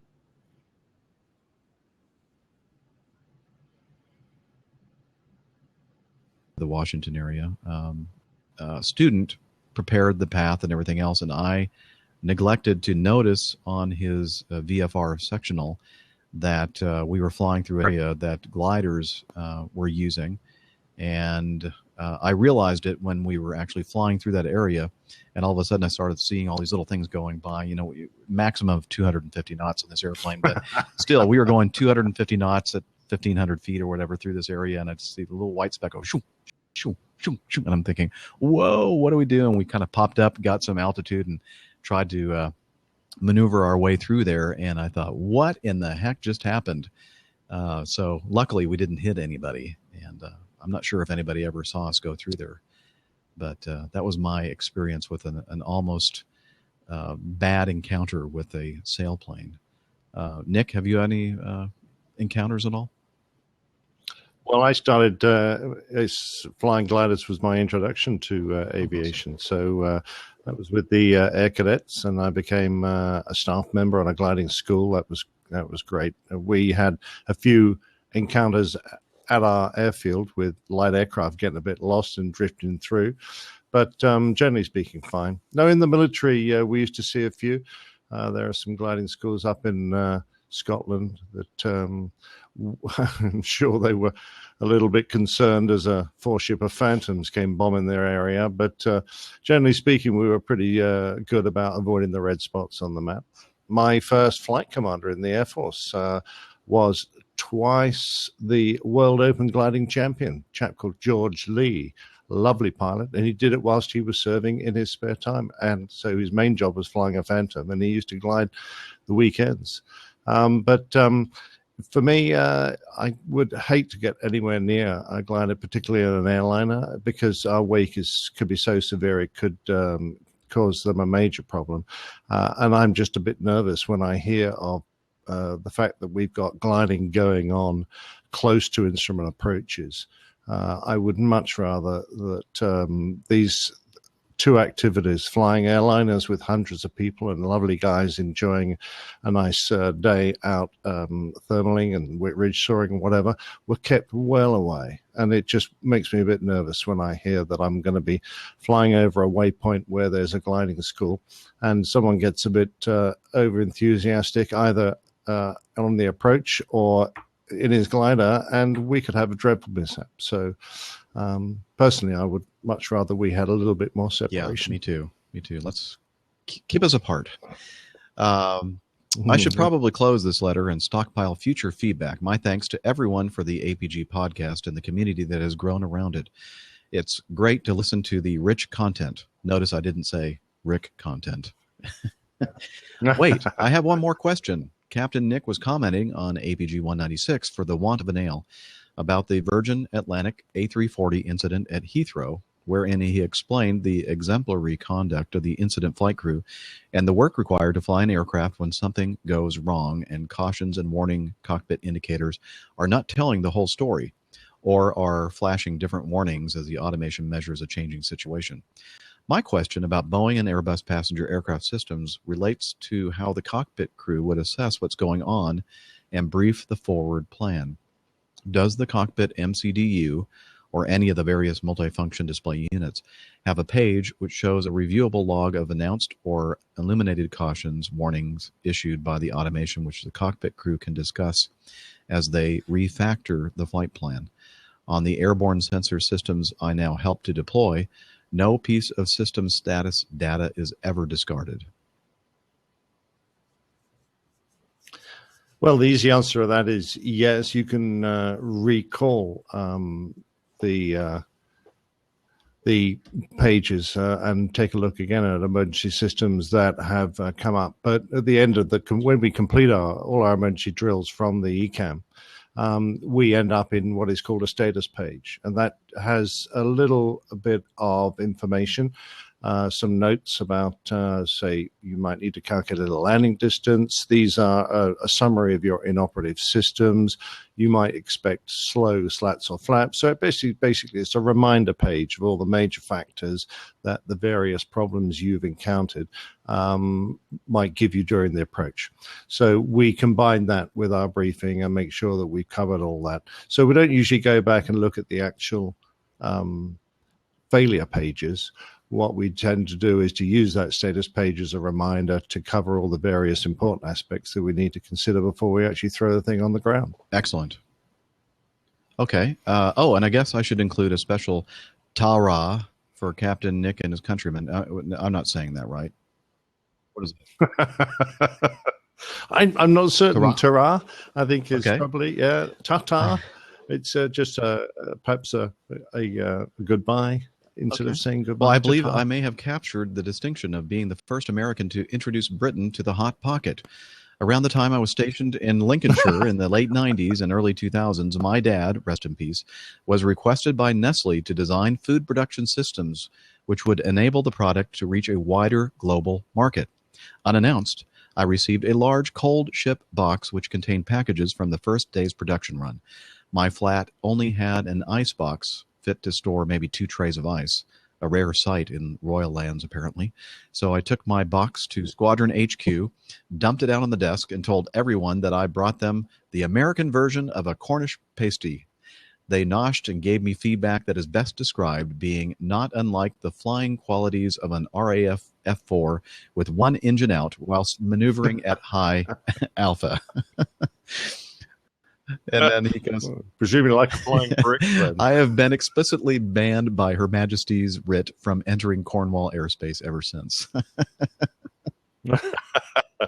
The Cornish pasty is a famous delicacy down there, and it was designed to be thrown down a mine shaft and survive. So it's how the wives fed their husbands when they were in the middle of a shift. They would toss these hard-baked, pastry-covered meat in one end and perhaps dessert in the other. I don't know, like a hot pocket. And I down the mine shaft. And we're losing that again. And hopefully not splatter. Looks like your bandwidth was ailing a bit there again. So let's see if he's back. Yeah, I'm back here. A little bit of rubber banding there. No Sorry problem. about that. So I apologize for mispronouncing. I guess I said a Cornish pasty. It's a pasty, I guess. So. That's exactly okay. right. Well, now I'll know from now on. I'm still working on Farnborough. Okay. And this was regards and respect from Chris Ruark. And thank you. He put a pronunciation key for me so I would not mispronounce his name. Well, Captain Nick, I know that you have to get ready for your flight back across the pond. Do you need to leave now? I have 20 minutes, and that'll probably give me enough time to throw this laptop into my suitcase, rush and down, pay the bill, grab the crew, jump on the bus, and then we're heading off back. Okay, well then we'll keep you with us a little bit longer then. If that's okay. Great. Oh yeah, absolutely. I don't want to have that guilty feeling for keeping you and making you late for your sign in. No, I'm fine for the moment. I'm all washed and brushed and dressed, so nothing to do really except finish. You are looking awfully good, I must say. Okay. Lewis writes, I live in Raleigh and occasionally check what aviation-related items are being offered for sale on the local Craigslist. This is probably one of the most unusual items I've come across. Could this really be the outer skin of an old airliner? If so, which one do you think? I've attached a PDF of the item posting in case it gets sold or removed before you can check it out. And so I did take a look at this picture, and it does look like the fuselage cross-section of something. Although I think when I zoomed in on the photo, it looked like those ribs were made from wood. But I guess if it was an old fuselage from, like, I don't know, a DC 4 or 5 or DC 6, I guess it could have been wood, right? No, or those are metal. I don't know. I would have thought it might be just something that somebody made to resemble a real fuselage, and it's not really the real thing. I don't know. I'll put a link to the picture or the picture itself in the show notes, and you guys can check it out and see what you think. Very, very interesting. It'd be a nice little shed in the backyard, I guess. Well, Tony Fletcher, the guy that gave Miami Rick and Dr. Steph and I those great caps from is it VKX or VXK? I always mess that up. It's one of those airports in the Washington area of, you know what? I think Tony talks about where he's calling from in his audio feedback. Let's take a listen. Hello, Captain Jeff, Rick, and Dr. Stephanie. This is Tony from Alexandria, Virginia. A while back, when departing Potomac Airfield, which is near DCA here in the Circle of Doom, the flight restricted zone, I heard the following on the radio. I believe our guys on the ground did not pull the gear pins. We can't get our wheels up. We need to go back and land at National. Whoa. Texas 1905, roger. Turn right to heading at 270, maintain 3000. 270, 3000. Yeah. In Texas 1905, are you declaring an emergency? Negative. It's not an emergency. Alrighty. Car 3442, turn left heading 360, expedite your climb, please. I've always wondered about what happened next. What's involved in making such a quick return? Is it possible that the plane was too heavy with a full load of fuel? Was fuel dumped? And what about all of this from the company perspective? Are reports filed? As PIC, this captain is ultimately responsible, but I assume it's the ground crew who's at fault. I've always wondered about this situation and would love to get your perspective. Thanks for the fun podcast. My son and I really enjoy it, and Merry Christmas to you all.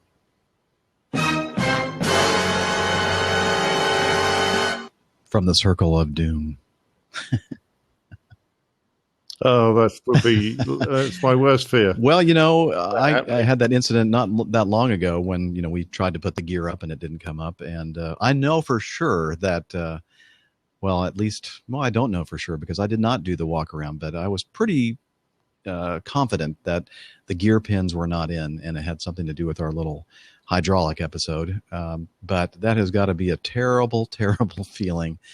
When you're thinking, okay, well, if the gear pins were in, maybe it was maintenance's fault, but guess what? It's also the pilot's fault because we're supposed to be doing that pre-flight. Yeah. Oh, for sure.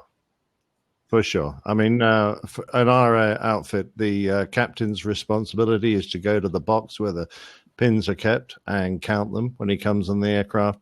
And when if there's one missing, the nose gear pin is sometimes still installed. When the last pin's pulled in, he makes sure it's there and goes in the box. Whoever does the walk around, and we always do the walk around. In fact, unlike some airlines where the captain picks and chooses, whoever is not flying the leg, they do the walk around, rain or shine. So that's another of the first things you look at when you're going around looking at the gear is making sure the pins have been removed. So just terribly, terribly embarrassing. You can't really blame maintenance. They have responsibility as well, but it comes down to the captain. And that would have been tea and bickers with the chief pilot without the tea or the bickers. What is a bicker? A bicky. Bicky, biscuit. Gotcha. Okay. Tea and biscuits. I'm still learning. So the captain would definitely at least have a talk with the chief pilot and safety folks, etc. Probably filled out a lot of paperwork, and I don't know. I don't know if they'd send you to the simulator to do a simulated exterior pre-flight inspection. Yeah, that would be good. Now at my airline, it is the official responsibility of the first officer to do the walk-arounds, although many of us take turns. So when it's my first officer's leg to fly, I'll go out there and do the walk-around because, number one, I like, walking around airplanes and checking out the exterior and just to remind myself of all the things that I need to be looking at, because every 9 months to a year when we go through our recurrent training, we're always given those pre-flight exterior inspection slides, and I'd like to have some idea of what I'm looking at in the pictures. And I always make sure when I go by the landing gear assemblies that the place where the pin goes in, that I'm looking through that hole to make sure I see daylight or something on the other side of that hole to make sure. Exactly right. And also we have that gear bypass door that we pull out on my airplane, which makes the hydraulic system bypass the landing gear system. And if that is pulled out, which in the case of my incident a few months back, I'm pretty sure that that's what happened. That had been pulled out and had not been replaced or reset. And that all occurred after the initial pre-flight inspection. And nobody advised the pilot crew that they had activated that system. So there was no way for us to know, to go back out there and check everything. So, yeah. Yeah, very embarrassing. I think that I doubt that this would be grounds for trying to fire somebody, but I'm sure that they would perhaps at least have a stern talking to by the chief pilot and perhaps maybe some time off. I don't know. I guess it depends on the airline. Or I guess if you're Allegiant, maybe they'd fire you. Yes. Yeah, don't sound very nice over there, do they? No, I don't think so. But anyway, great question, Tony. Thanks for sending in that feedback. I think I answered everything that he asked there, didn't I? Or we? I think so. Yeah, you did a good job. All right. Let's see. Daniel Sinico from Italy sent a link to a YouTube video, and he said, "What a great airplane that I'd love to pilot." And it's a MD-80 promotional video. I'll play a little bit of the audio.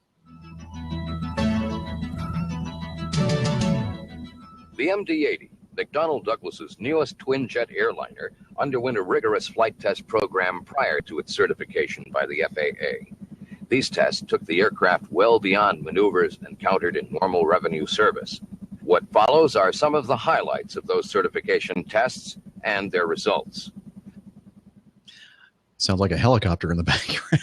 Yeah, you gotta love the voices of people in those days. Yes. The McDonnell Douglas MD-80. This was in 1983. Brilliant. They were all bright and shiny in those days, Jeff. Yes, they were. And so was I, actually. All right. Well, thank you, Daniel, for sending that in. It was I'll put a link in the show notes to that whole video if you want to check it out. Pretty cool. And now it makes me feel really, really old to see that old video of the airplane that I am currently flying.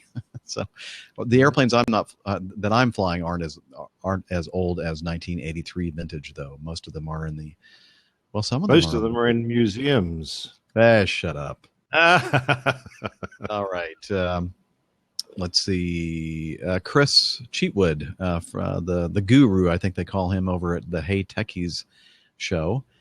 He says, I'm writing this feedback from gate D34 at KLAS, Las Vegas, waiting to board my flight on Acme back to Atlanta.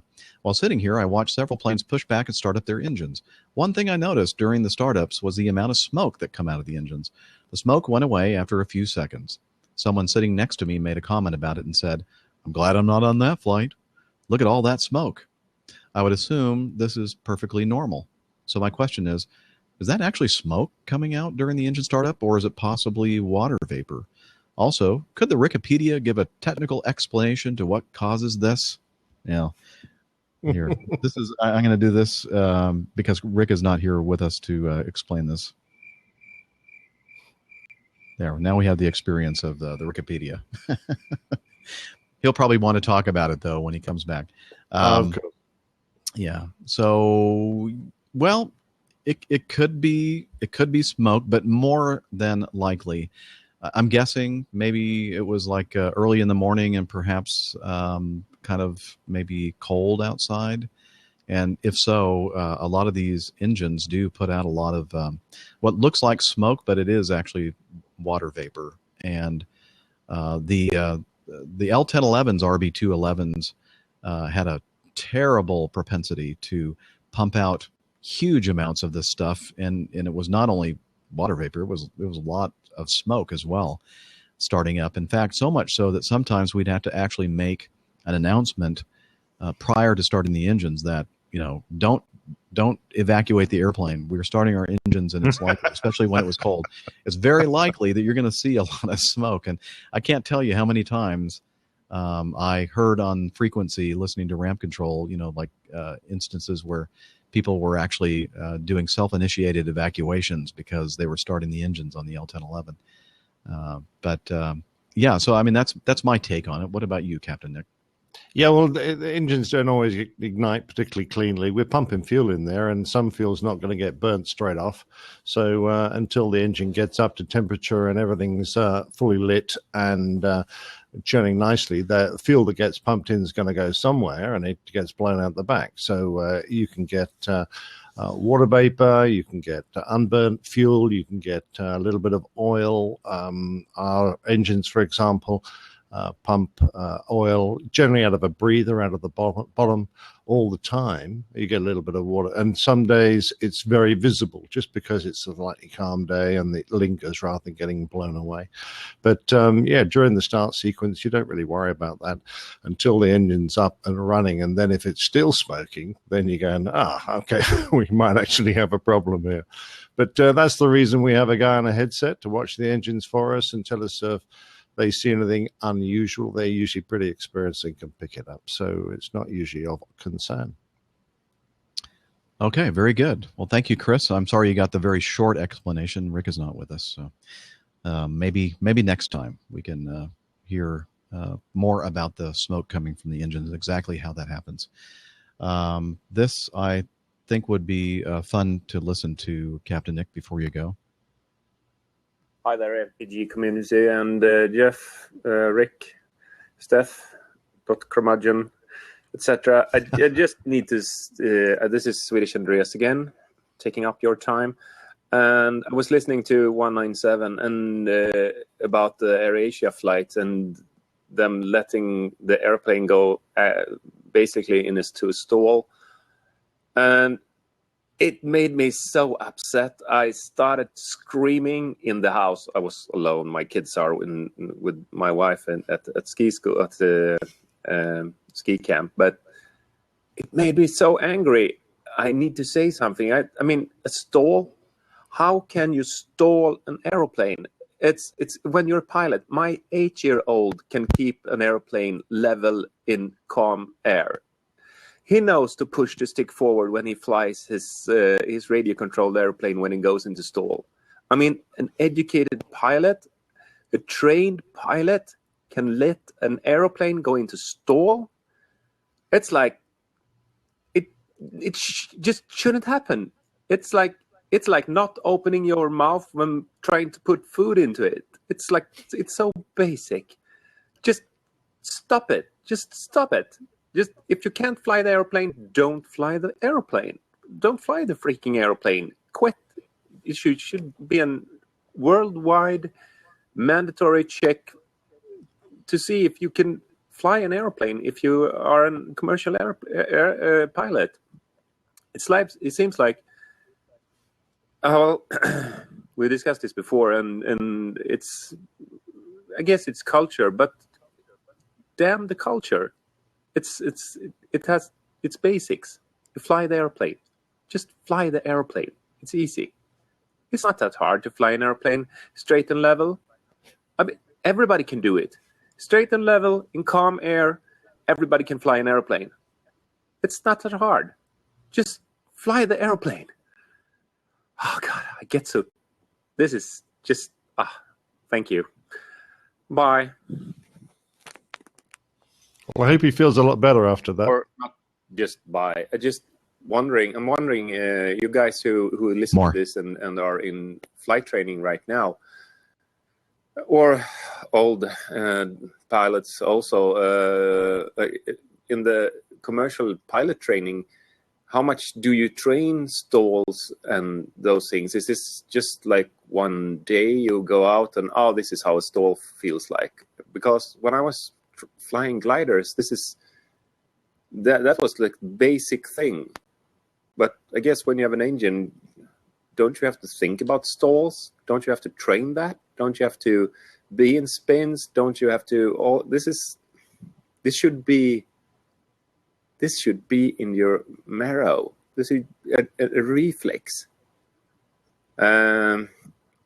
So, well, that's it from me now. I'm calm now. Thank you. Bye. Thank you so much, Swedish Andreas, for your feedback. That was very entertaining. And you know what? You expressed the same exasperation that many of us did when we read the report on that accident and other reports in the past, in recent past, regarding people that somehow just have forgotten the basics of flying. Yeah, that's exactly right. And I understand entirely his frustration, and I feel the same. We fly with guys who have been through a lot of flying training to get where we are. And our airline, to a certain extent, has a policy that if you have a license and you have proven yourself capable of flying, you're expected to be able to do the job. So we're not a training airline as such. We don't bring people on. We take experienced pilots who are capable of doing the long haul job and just give them an opportunity to work. So although our training does include a lot of elements of basic handling, we don't expect people to have to be taught that. So when they get to an airline, when they get to a commercial job, we expect these guys to be able to fly. I can't understand how they get that far without being able to display those skills. I can't either. You know, it's to me. I was just thinking of an analogy like piano. I play the piano, and if it's a long time between times where I sit down and play the piano, my skills are rusty. I just can't get my fingers to work the way they used to work when I was playing all the time. And so let's say, you know, you have this fancy piano in your house that's one of those autoplay kind of pianos, and you have the electronics and the keys play by themselves and everything else. And if you're just sitting there letting the thing play by itself for long periods of time without actually pressing the keys yourself with your own fingers, then you're going to be rusty. Same thing as Captain Nick just mentioned. You know, when we get to the point where we're hired by major worldwide airlines, the airline makes the assumption that we are trained, fully trained and experienced, and we know what we're doing. And unfortunately, in this world that we are living in today with all the automation, and trust me, I love the automation. It's great stuff. I mean, can you imagine flying for 13 hours at a time, you know, like straight and level up at 35,000 feet? No, that's not going to be a lot of fun. You know, it's nice to have an airplane do that kind of thing for you. But if you don't ever manually fly the airplane, except for 200 feet above minimums or something, you're going to lose that skill. You're going to lose that touch. And it's just something that we have to maintain. So, yeah, I mean, I think it's being recognized now, though, that we aren't getting enough practice. And even with the best will in the world, if you hand flew every approach in some outfits, you're still not going to get enough practice because you're not getting that many opportunities. So there is going to have to be some way to keep guys improved. And at the same time, everyone's trying to drive costs down by reducing training costs, not by increasing them. Eventually, the 2 points on the graph are going to have to cross, and they're going to have to take another approach, I'm afraid. But it's becoming a bigger and bigger problem. CFIT, controlled flight in terrain, used to be the biggest killer. And we seem to have overcome that, and actually technology has done a lot to help us there. But now it's just basic handling skills that seems to be one of our major concerns, and I would like to see it be properly addressed. Mm-hmm. I think it will be. It's going to have to be, because it is a major problem that we're dealing with these days. So, well, we're going to take a break, and this will be an opportunity for Captain Nick to leave us, and then I'll I have to depart the fix. Thank you so much, and just remind everybody where you're headed. Well, I'm heading back to London Heathrow, departing Detroit. We jump in the bus in about 20 minutes, and I guess we'll be able on a couple of hours after that. It's only going to be about 7 hours probably heading home. A nice troll across the Atlantic. London's looking reasonable, 1,000-foot cloud base, perhaps down to 700 feet. Little light rain, but good visibility. So no concerns about the weather there, as long as the airplane all works. And it's just a bog standard long drag through the night. So not exactly something to look forward to, but it'll be nice to get home. Well, have a safe flight, Nick. Well, that's very kind, and the same to you, Jeff. Been a pleasure being part of your show as usual, and I'm sure I'm a very poor replacement for the wonderful Rick and his magnificent level of technical knowledge, of which I admire enormously. And I can't wait to get on again one day, and I'm sure when Dr. Steph's back and we get the whole team together, it'll be great fun. It will be great fun. And if I don't talk to you before then, I hope you have a great Christmas, a happy Christmas. Oh, that's very kind, and the same to you. Thank you. And the same to all our APG listeners, of course. Best wishes for the seasons. Absolutely.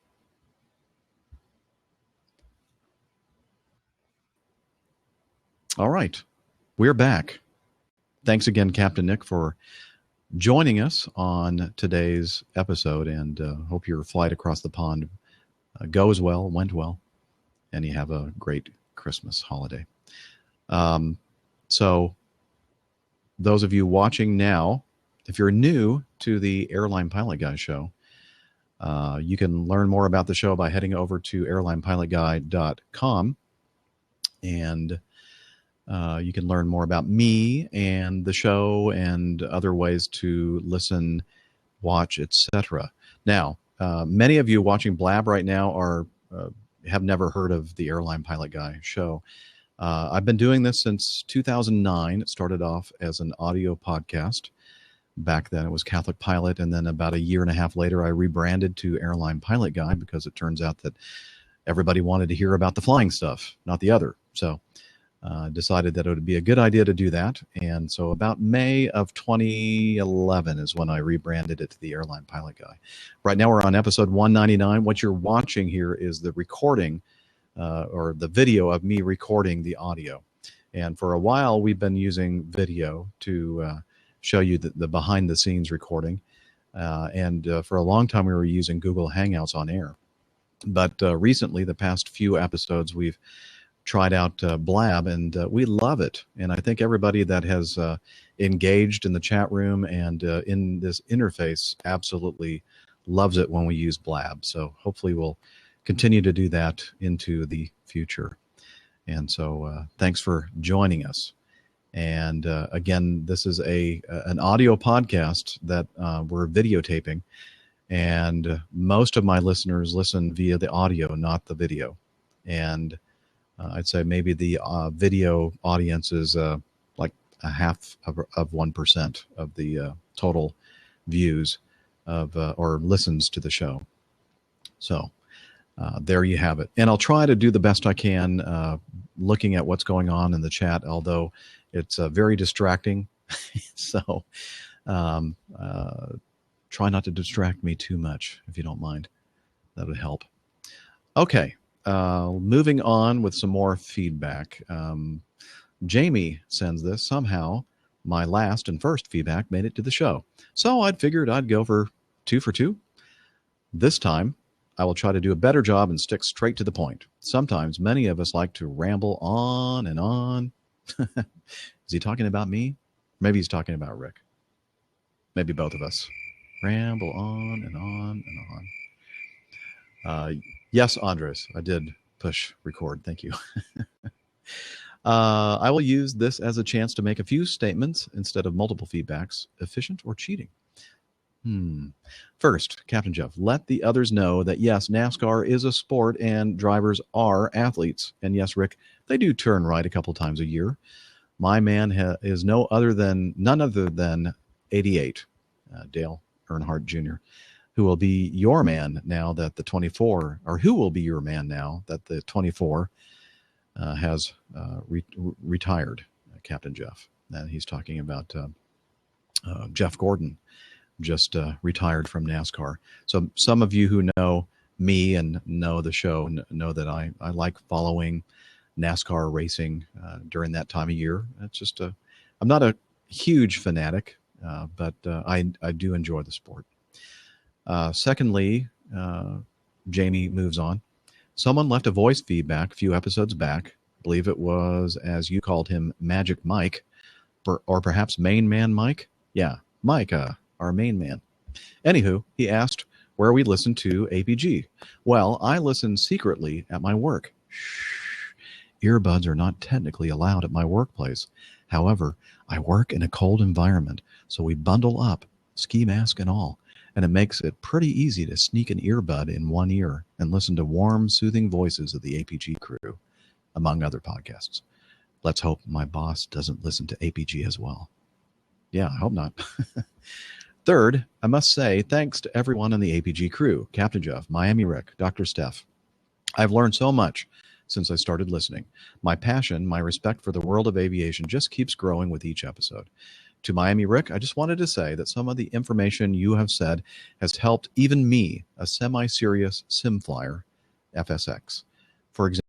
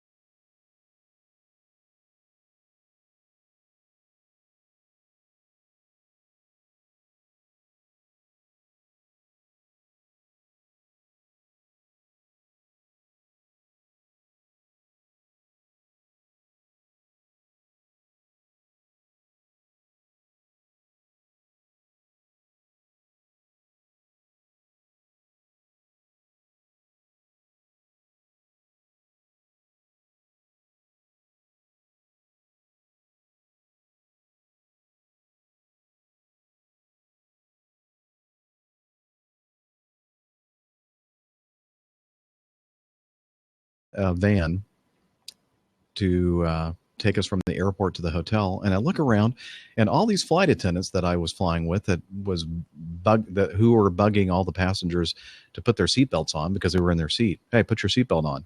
You know, I'm sure that you've had a flight where the flight attendant looks down and you don't have your seatbelt on. Well, these same flight attendants are the ones that usually do not have their seatbelts on when they're in the van. And I usually do a little mental calculation or a little count to see how many people are in the van wearing seatbelts. And it's usually just the driver. Thank goodness that the driver is wearing a seatbelt, because if they weren't, they could possibly lose control of the vehicle. Me, I always put my seatbelt on if there's a seatbelt to put on.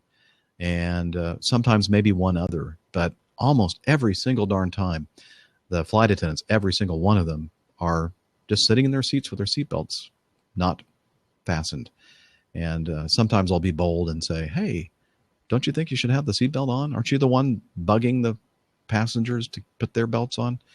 And then sometimes they'll reluctantly put theirs on. But anyway, the reason why I'm talking about seatbelts is that Charles Bowser sent me a picture, and this.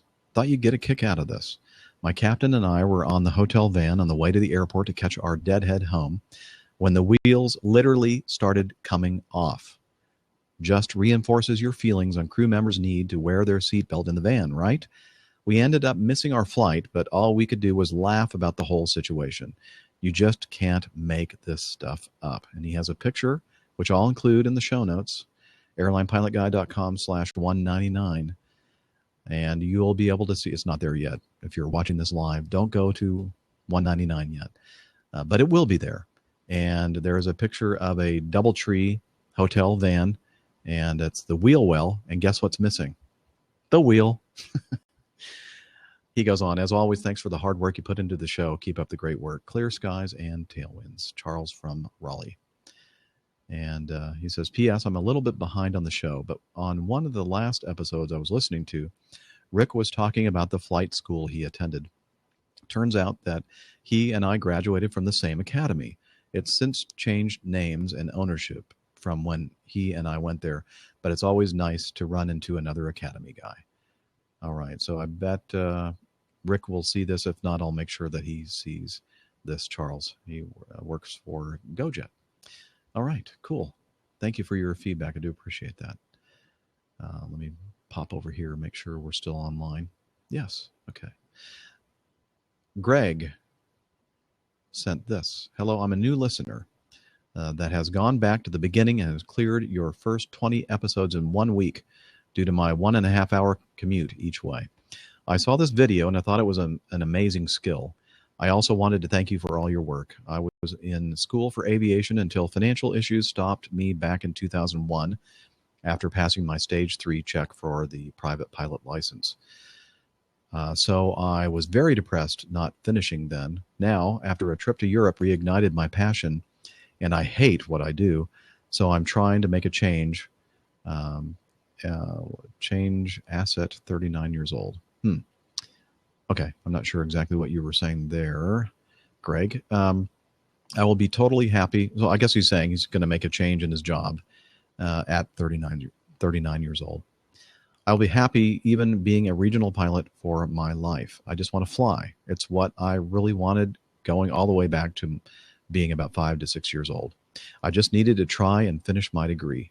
I'm trying to get back and finish my private pilot license now with a former professor of mine as the CFI and is also the FAA designated evaluator. Who better to teach you? I just need to get my special issuance medical since I had Hodgkin's disease, and doctors said it's spread to the pancreas, causing diabetes T2 non-insulin. Thanks to you, Miami Rick, and Dr. Steph for giving me an educational, entertaining aviation series to revive my brain on my commutes. Well, Greg, you're welcome, and thank you for listening, and thank you for being part of the community. Without you all, I wouldn't be here. So thank you.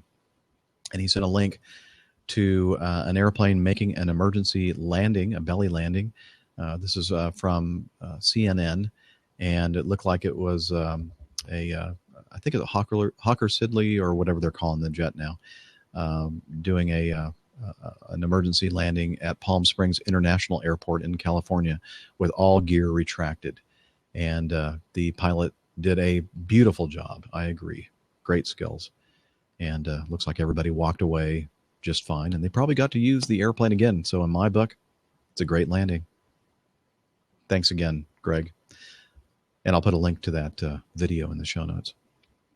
Randy Anderson writes, greetings, Captain Jeff and APG crew. Here's an interesting story that aired 5 December about redeveloping abandoned airports, such as Denver's shuttered Stapleton Airfield. Boy, this makes me feel old. I mean, for many, many years, back in the 90s when I was flying the 727, I flew in and out of Stapleton International so many times. And now, no longer an airport. So he sent a link to that. He said, I thought the community might find the story of interest, and it prompted an idea for a possible discussion on a future episode. What airports were significant in your aviation career and have been closed or abandoned? What happened to close the airport, and what happened to it after it ceased operating? Thanks for the great work you do on the podcast. I'm a lapsed private pilot, about 15 years since my last flight, and I hope to return to flying someday when time, money, and circumstance allow. In the meantime, your show has helped to keep the spark alive. I've been listening since episode 122 and have recommended it to others on many occasions. I hope someday I'll get around to listening to the first 121 shows. Safe travels, Randy Anderson. Thank you, Randy, for your feedback, and I'm glad that we are here to help that spark keep alive, or sparking, or whatever. All right, Tom Seagraves sent some audio feedback. Take it away, Tom. Hey, Captain Jeff, Dr. Steph, Miami Rick, whoever else might be joining you guys.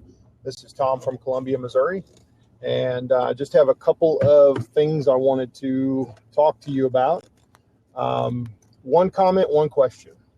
First of all, you guys know I like to recommend books from time to time. I just got finished reading the David McCullough book about the Wright brothers, and it's simply just titled The Wright Brothers. David McCullough is one of my favorite nonfiction authors anyway, and he just did a bang-up job on this book about the Wright brothers. I'm going to say that it is now my favorite David McCullough book now that I've read this one. If anyone has any interest in aviation, they need to pick this book up. It is just absolutely fascinating. He goes into a lot of detail about a lot of different things. I have really never done any research on the Wright brothers. Of course, we all knew what they did for aviation, but just the fact on why they chose Kitty Hawk as a place to do their tests, and how they grew up, and what put them in this position to be able to be the guys that broke down these barriers. Absolutely fascinating. I highly recommend it. And every time I pick up a David McCullough book, it's hard to put down. He does not, his history is not boring by any stretch of the imagination. So please pick up that book if you're interested in aviation at all. The second thing is, you guys have been talking an awful lot about the fasten seatbelt sign, and I think that's great. But Captain Jeff, you're going to probably have to answer this question. So me and one of my aviation buddies were talking about this the other day. We were both old enough to remember the no smoking sign, and how the no smoking sign would come on. From what we both remembered, pretty much as soon as the wheels were off the ground, the no smoking sign was turned off. And I'll never forget, the back of the plane is where those guys sat, and you would hear those Zippo lighters pop open, and you'd hear them strike those lighters and light those cigarettes. And then within just a few seconds, you were smelling the cigarettes. And I still can't believe that used to happen on airplanes, but it did. But the thing that we were discussing is that no smoking sign, when that sign would go off as soon as the wheels came off the ground. And Captain Jeff, correct me if I'm wrong on that, but that's what I remember. Who decided that was the safe time to turn that sign off? Like what all of a sudden made it okay for that to be the time that it was okay to light up a cigarette? Is there some kind of safety issue involved in that? Is there some kind of pressurization issue with the airplane? I don't know what it is. I figured you were flying back in those days. I think Miami Rick is probably too young to remember any of that. But anyway, if you could focus on that a little bit, I would appreciate it. As always, thanks for the show. Merry Christmas to everybody out there in APG land. I hope everyone has a great holiday season, and we'll talk to you soon. Thanks. Thank you, Tom, for sending in that great audio feedback. And I'll address the second question first, because if I don't, I'll forget what you asked regarding the seatbelt. No, not the seatbelt, the no smoking light. And yeah, when I started flying for Acme Airlines 27 years ago, just a couple days ago, the 15th of December, I don't know if you caught that, when I was playing the interview with Max, but just 2 days ago, I celebrated my 27th anniversary with Acme. And back then, yeah, they were still allowing smoking on commercial airline flights. And I don't know if it's still true or not. You know, I'm flying an older airplane, but the airplane that I fly, the no smoking light, and I'm assuming it's the case with all the Airbuses and Boeings, even the ones made today, that you could put the switch to the auto position. And what that means is that if you have the no smoking switch in the auto position, as soon as the weight is lifted off the nose gear and the nose gear ground shift mechanism is activated, and so the airplane now knows that it's not on the ground, it's in the air, you'll hear a ding. So sometimes even before the main gear, the main wheel tires are off of the runway, that no smoking light is turned off, and you hear the chime. And who thought it was ever safe ever to smoke, to have fire on the inside and the cabin of an airplane? I don't know, but it's really, really odd. And I think that within the first year that I was flying for Acme, maybe the second year, they changed the policy to stop allowing smoking for domestic travel, but they continued to do it for international travel for several more years before they finally said, okay, that's enough. Let's don't smoke in airplanes anymore. And not only is it a safety issue, but it's also a cleaning issue. I mean, I don't know if you are old enough to remember this, but I know that some of you listening to the show are. When you looked at the outflow valve, you know, the hole in the airplane where the air escapes and the valve opens and closes to maintain the proper pressure differential for pressurization. When you looked at the area just aft of where that valve or that hole in the fuselage was, you'd see a black streak. And guess what that black streak was? Yeah, tar. So all that cigarette smoke was pouring out of that hole and just blackening the fuselage of the aircraft. And we were all breathing that. I remember, I think it was not quite the end of my first year, my wife and I decided to take advantage of some of these travel benefits, and those were back in the days when you could actually get on an airplane as a standby, an employee. And we decided we'd head over to Germany and do a Rhine River cruise. And so we flew into Frankfurt from Cincinnati, because the flight from Atlanta to Frankfurt was kind of full. It didn't look like we were going to get into the first class or business class.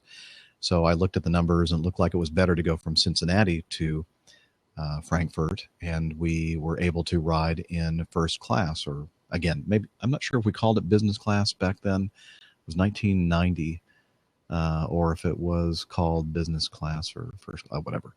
And that was really nice. We got there very rested and, you know, beautiful service, all that.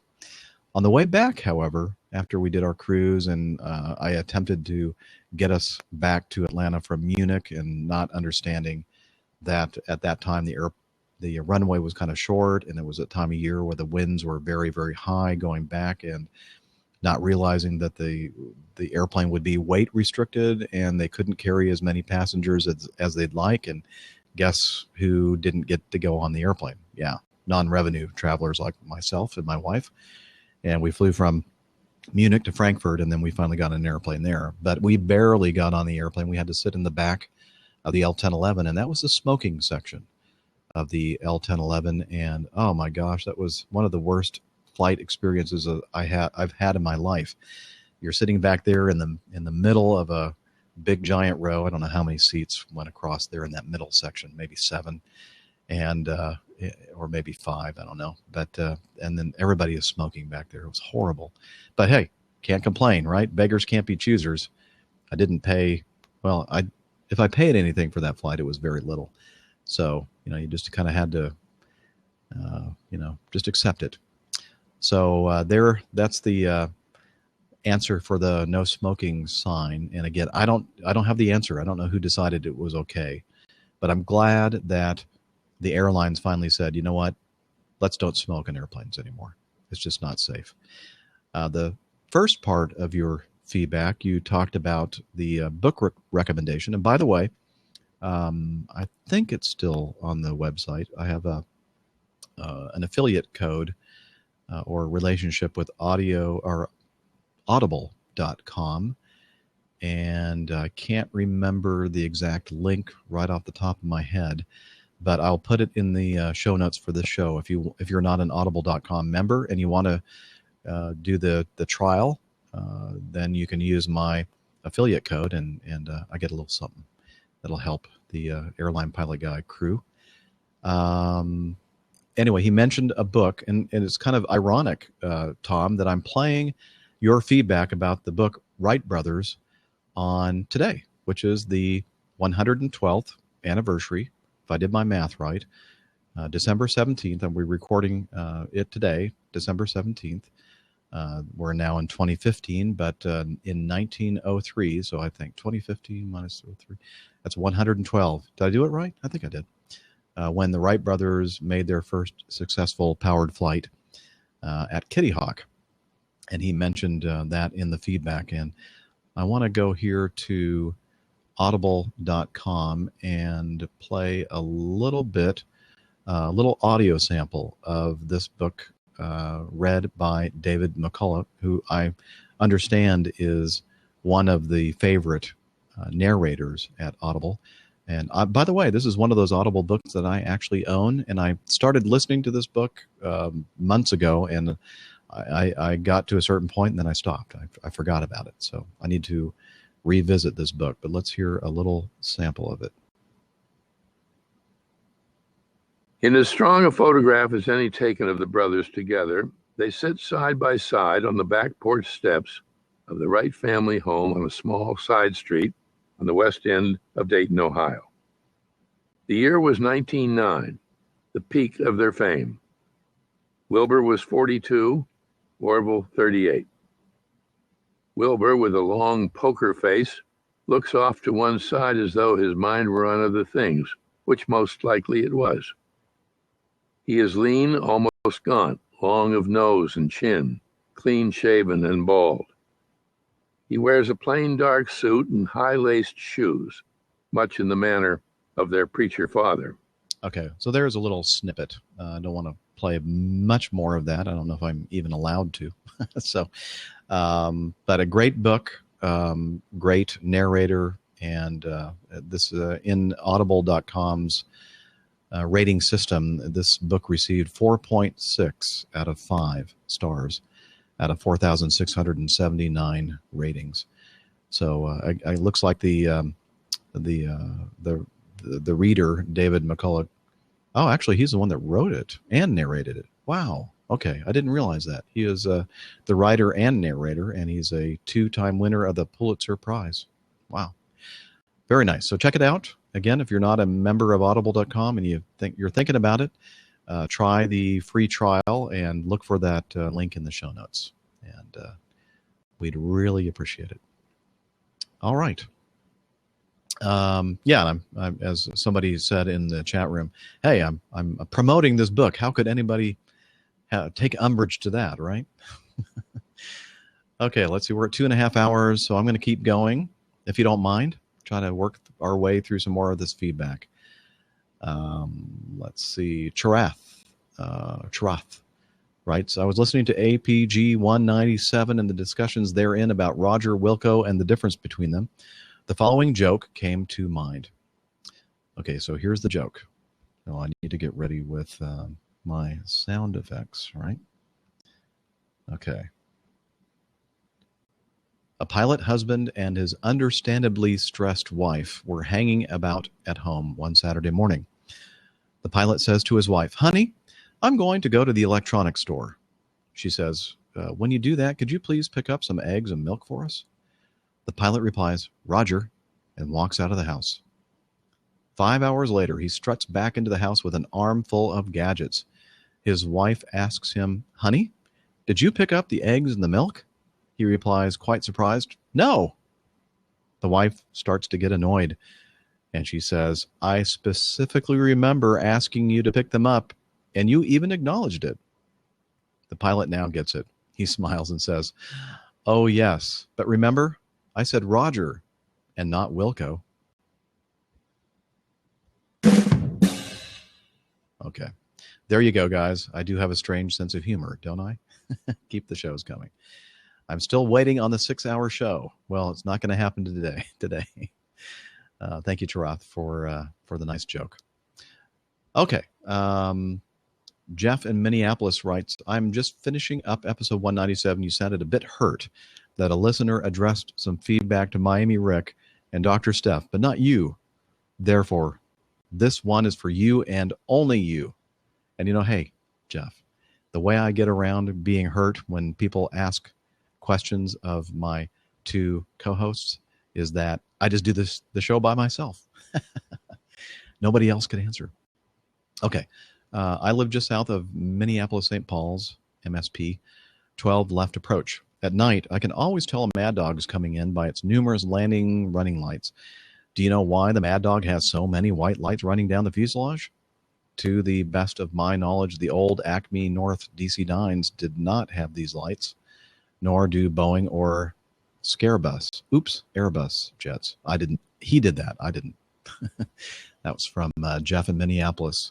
I'm not sure about the other. I don't, frankly, I don't remember all the lights that were on the 727 and the L-1011, the only two other air transport category airplanes. Well, I flew the 141 too. I guess you could call those transport category airplanes as well. I don't remember what the lights were, what the light situation was on those. Maybe if I had a younger brain like Miami Rick or Dr. Steph, I would remember, but I don't. But I do know what those numerous lights and landing and running lights are on the jet that I fly currently, the Mad Dog, MD-88/MD-90.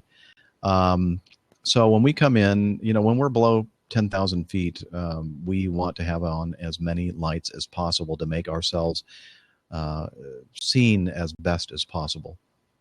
And what we do is below 250 knots, below 10,000 feet, we'll turn on our landing lights. And on the Mad Dog, the landing lights come out from the wingtips or underneath the wingtips. It's a flat plate that kind of rotates 90 degrees into the slipstream. And it's about a 10-inch diameter lens and light. And so those are on the wingtips shining forward. If the gear is down, of course, we'll have the landing lights on the nose wheel, but only when the nose wheel is down. Let's see, we have a couple of lights that are on the fuselage pointing forward 45 degrees roughly, and those are really handy not only for being visible when the visibility is low when you're in the air, but I also use those quite a bit when I'm taxiing the airplane, especially at night. So I'm going to make a left-hand turn. I'll turn on the left, the ground, what do we call that light? I can't think of the name of it now. But anyway, that left ground illumination light or whatever it's called, to kind of point off to my left about 45 degrees. Same thing on going to the right. Sometimes I'll use them almost like a turn signal. So the traffic on the ground, people in vehicles and that kind of thing, know that I'm intending to hang a left. Sometimes I'll actually turn it on and turn it off, turn it on, turn it off, almost like a turn signal. Yeah, I know that's kind of weird.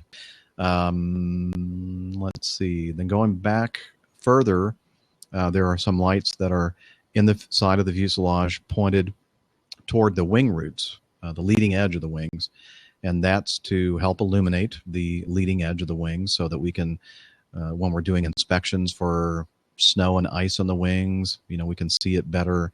When we're doing our walk-arounds, there's light shining on those surfaces so we can see them.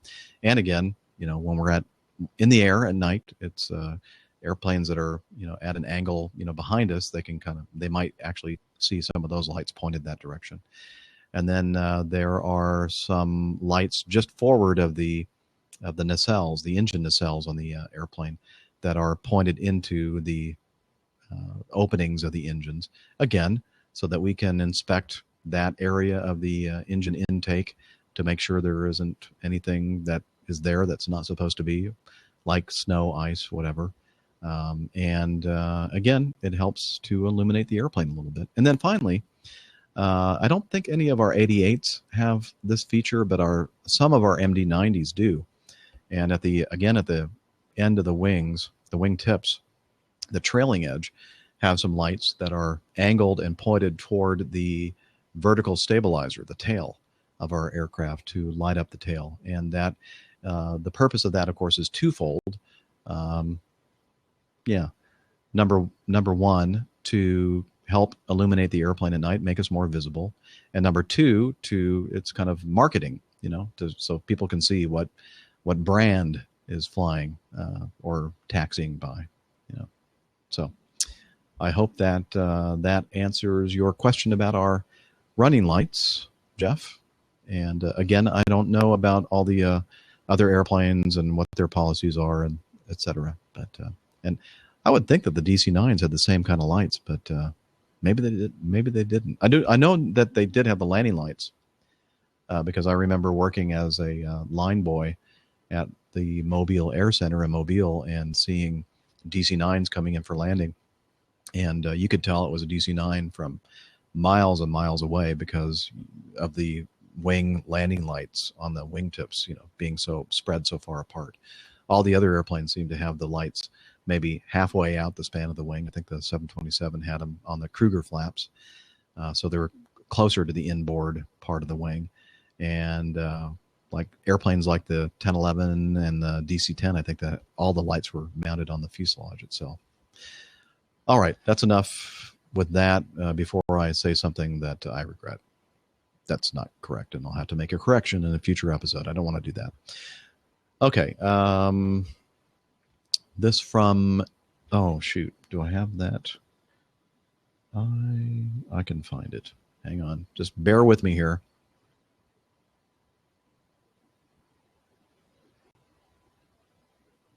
I'm waiting for an application to open.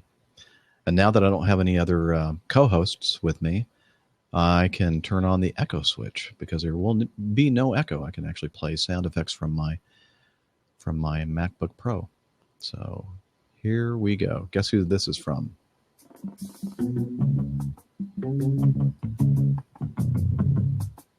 Yes, rock on.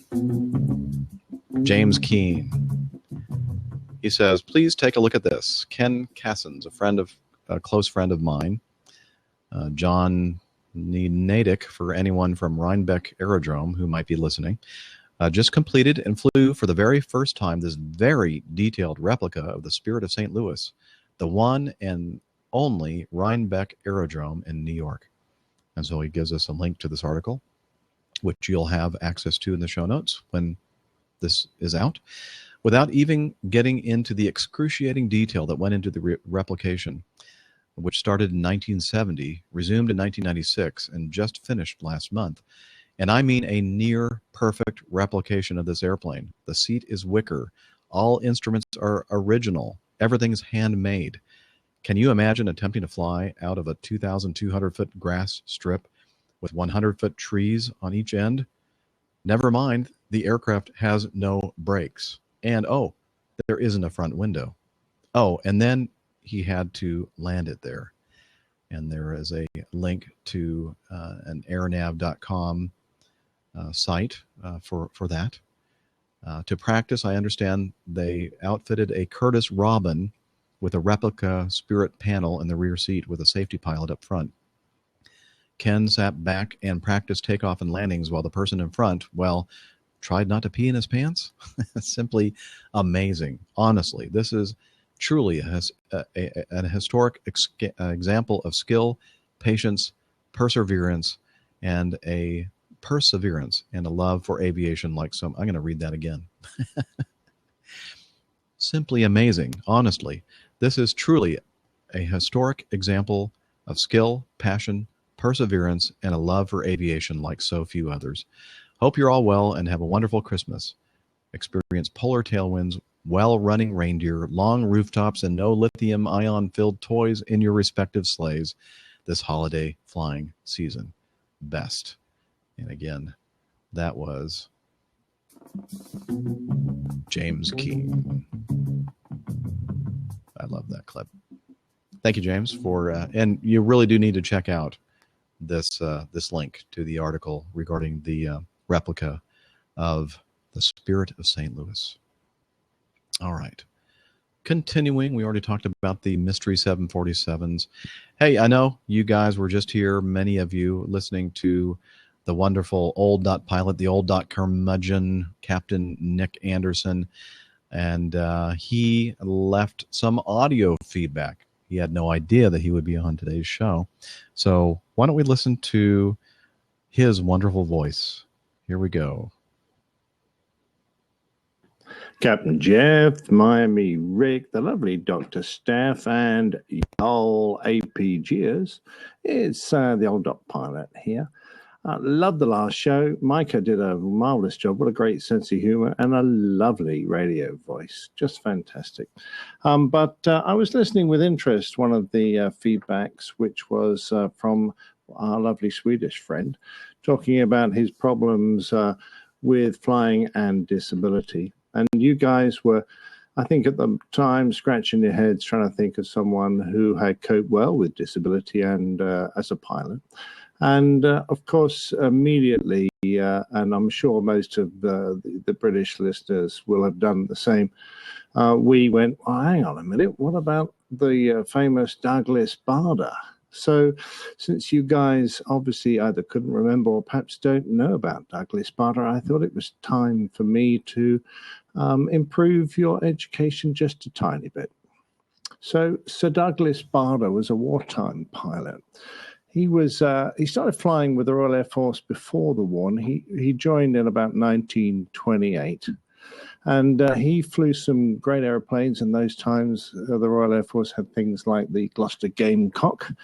The aircraft, it was a biplane that gave rise to the name of the first fighter squadron I served with, which was the Fighting Cocks. But he moved on to an aircraft called the Bulldog, and it was whilst flying with that aircraft between the wars, he crashed. He was doing some low-level aerobatics, and apparently he was at a civil flying club, and they egged him on to demonstrate his aerobatics. Doing them at low level was illegal, but he did a slow roll over the airfield and unfortunately tipped a wingtip onto the ground, and the aircraft cartwheeled. And although he survived the crash, he lost both his legs and was on the brink of death for some time. But he was worked on by some fantastic people. He recovered, and he was a very determined man, so he reattempted to gain his flying skills, and he successfully restarted his flying training and managed to pass all his flight checks. But when he asked to be reactivated as a pilot in the Royal Air Force, they just couldn't find a regulation that would allow him to do so. So he was retired against his will on medical grounds, which was such a shame. Of course, he was terribly keen for the Second World War to get going so he could reapply, and that's exactly what happened. At a time when the RAF was becoming very short of pilots, he reapplied and he was finally accepted. And he fought in the Battle of Britain. During his time with the Air Force during the war, he was credited with 20 kills. He had 4 shared victories, 6 probables, 1 shared probable, and 11 enemy aircraft damage, which was a pretty good score for the time. And this was with no legs. Now, famously, he became the CO of a Canadian squadron, which was suffering from very low morale. And he proved himself with them as a remarkable pilot, and they became perhaps his strongest supporters over the years. He put down one of his abilities to withstand high G-forces to the fact that he had no legs. So his blood pressure was nearly so badly affected by G than those of us who had long limbs and where the blood pools in our lower limbs. But it was during, after the Battle of Britain, he was taking part in circus operations where they performed attacks on enemy forces in France, that he was finally shot down. Although that's in dispute, he wasn't certain what had happened. He thought initially he had made a collision. There is a possibility that he received some friendly fire, but the likelihood, I think, is that he was shot down by enemy 109. And he had some trouble getting out of the aircraft and parachuting down. Eventually, he did so by breaking free of one of his legs, which had been caught behind a rudder pedal, one of his artificial legs. And famously, a new set of legs were dropped on one of the German bases, airfields, during a raid, which parachuted a pair of new legs down to the Germans, and they kindly passed them on to him. But Bader was not a good prisoner of war, and he made a number of escape attempts with and without his legs in various states. And eventually they sent him to Colditz Castle, where he remained until the end of the war. So he retired and then became a campaigner for the disabled. He, of course, was knighted in the Queen's Birthday Honours in 1976. And his post-nominals, CBE, Commander of the British Empire, DSO, Distinguished Service Order and Bar, DFC, Distinguished Flying Cross and Bar, and FRAES, Fellow of the Royal Aeronautical Society. So a remarkable man, died age 72 back in 1982. And something of a childhood hero of mine, particularly if you ever get a chance to see another old black and white movie, certainly one, Steph, who seems to have a passion for these things. If she enjoyed the Dam Busters movie, then Steph, watch Reach for the Sky. It's the life story of Douglas Bader, and a great watch. Anyway, I hope you enjoyed that little bit of history. All the best from me. Cheers.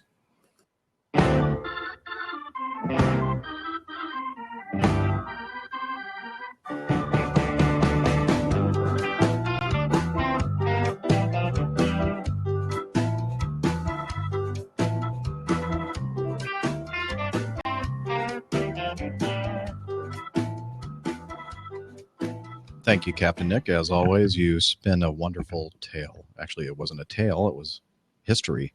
And as Mariana said in the chat room, oh, great. More stuff to look up on Google. Thanks again for all those great interesting stories. Let's continue on, shall we, with at least one or more additional pieces of feedback. And we're going to go to Stuart Aslett in the UK. He says, just thought I'd ask a very quick question about boarding music. I don't think this one's been covered here before. I've taken 3 flights with British Airways and another with EasyJet in the last couple of years, and I've noticed that there was no boarding music while we were taking to our seats and stowing our overhead luggage.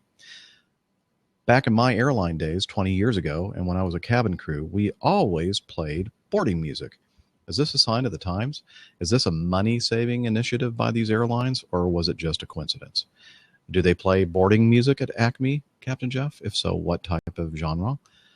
Dr. Steph has mentioned that she frequently flies with Southwest. Do they play boarding music? What about Acme Red, old dot pilot? He's not here to answer that one. What about American, Tyler Herrick? Would you be able to let the APG community know? I'm sure he will now that you've asked him. I'm assuming that Miami Rick does not play boarding music to his pallets of cargo as they come on board. But a quick question for Rick. If he could, what would it be? Just wondering. Have a good day all. And I'll try to remember to keep this, Stuart, in the queue so that we can ask Dr. Steph and Miami Rick and perhaps Captain Nick when he gets back or is on the show again. I can tell you, though, for Acme Airlines, that all of our airplanes have the ability to play boarding music. And at times, it's changed over time. And I don't know what department figures out what kind of boarding music to play, etc. I do know, though, however, that at least the volume control on the airplane that I fly for the boarding music is up there against the bulkhead between where you come into the airplane and where the cockpit is. If you take a right, you'd be heading to your seat in the passenger cabin. If you took a left, you'd be walking through the cockpit door. So right there on the left, there are a whole bunch of switches and knobs and stuff like that, and that's where the boarding music is. The rheostat is, and unfortunately, I mean, I like it when boarding music is playing. But unfortunately, a lot of flight attendants absolutely cannot stand the boarding music, and they'll just turn it off. I'm not going to go and, make a big deal of it. I'm not going to say to them, hey, it's my airplane, play the boarding music, because I kind of look at it as this is their bailiwick. This is their sphere of operations. And if they don't want the boarding music, okay, whatever.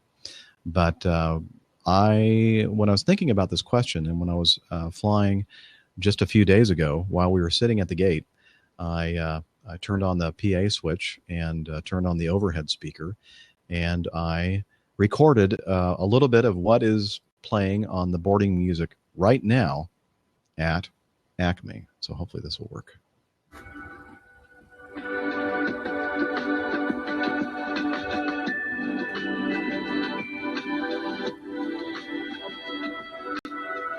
Very new age.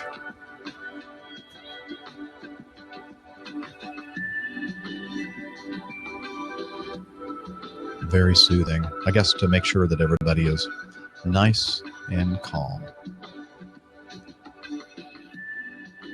And then at times, a nice soothing female voice will come on and say, welcome to Acme Airlines, and check out more by going to acme.com or something like that. I don't know.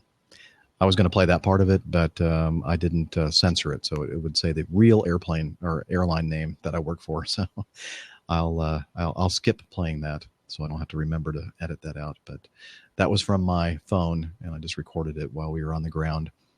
We had just accomplished our pre-flight check, I believe, and I think my first officer was looking over at me like, "What is he doing with his phone?" Because the speaker's like right over my head, and I'm holding up my phone to it. He's thinking, this guy is really strange.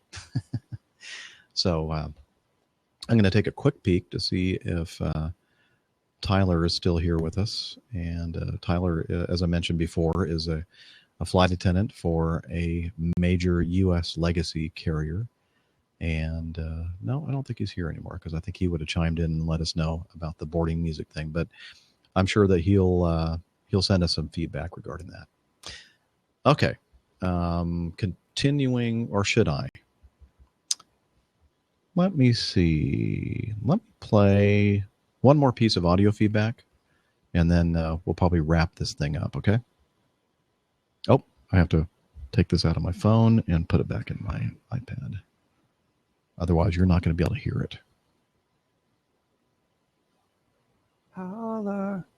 Hey, folks, it's Nate from Brooklyn again. So I think I just left you feedback last week, but I was listening to the latest episode and just had one quick question. The thing that inspired the question was Rick's response to the 777s scraping the fence at Miami, I think. And he was talking about, I remember that incident involved them taking off at a junction and having the data input into the computer wrong. And so Rick mentioned, if all your numbers are right, a good heuristic for if you've done things right, are you hitting 80 knots at 20 seconds? And that's kind of your last check. There's plenty of time to abort. So naturally, as a aviation air crash nerd, this made me think about the Air Florida Palm 90 incident in DC back in the 80s, when it was a 737-200 series, I believe. And because, I think because the engine anti-ice was off, some kind of sensor got iced over, so the engines were giving an improper reading. They were using the exhaust pressure ratio, Jeff, you can tell me if I'm right or wrong about that, to determine takeoff power, and it was giving an unnaturally high rating. But on the voice recorder, you heard the co-pilot saying, this seems whack to me. It seems like we're taking too long. So my question was, would that 7.3 have been subject to the same 20 seconds to 80 knots rule? And if so, why were those guys not hip to it? Is that kind of a more modern thing that people are only getting hip to as a result of air crashes like Palm 90, or is that just, were those pilots just out to lunch? Anyway, great show. Continue to enjoy it. Clear skies. All right, later. Thank you, Nate, for the great audio feedback. Unfortunately, Rick is not here to chime in, but you're right. He did mention that metric regarding a certain acceleration in a certain amount of time. And honestly, I've never heard of that.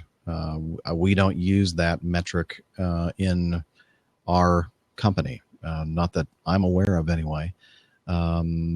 So, and I've been meaning to check that out, like hacking the clock and starting the takeoff roll, and to see how long it takes for the aircraft to get to a certain speed. But honestly, I've never heard anybody say that before until Miami Rick did. And I'm not saying it's not true. Obviously, that's something that they look at, but that's not anything that I've ever heard of before.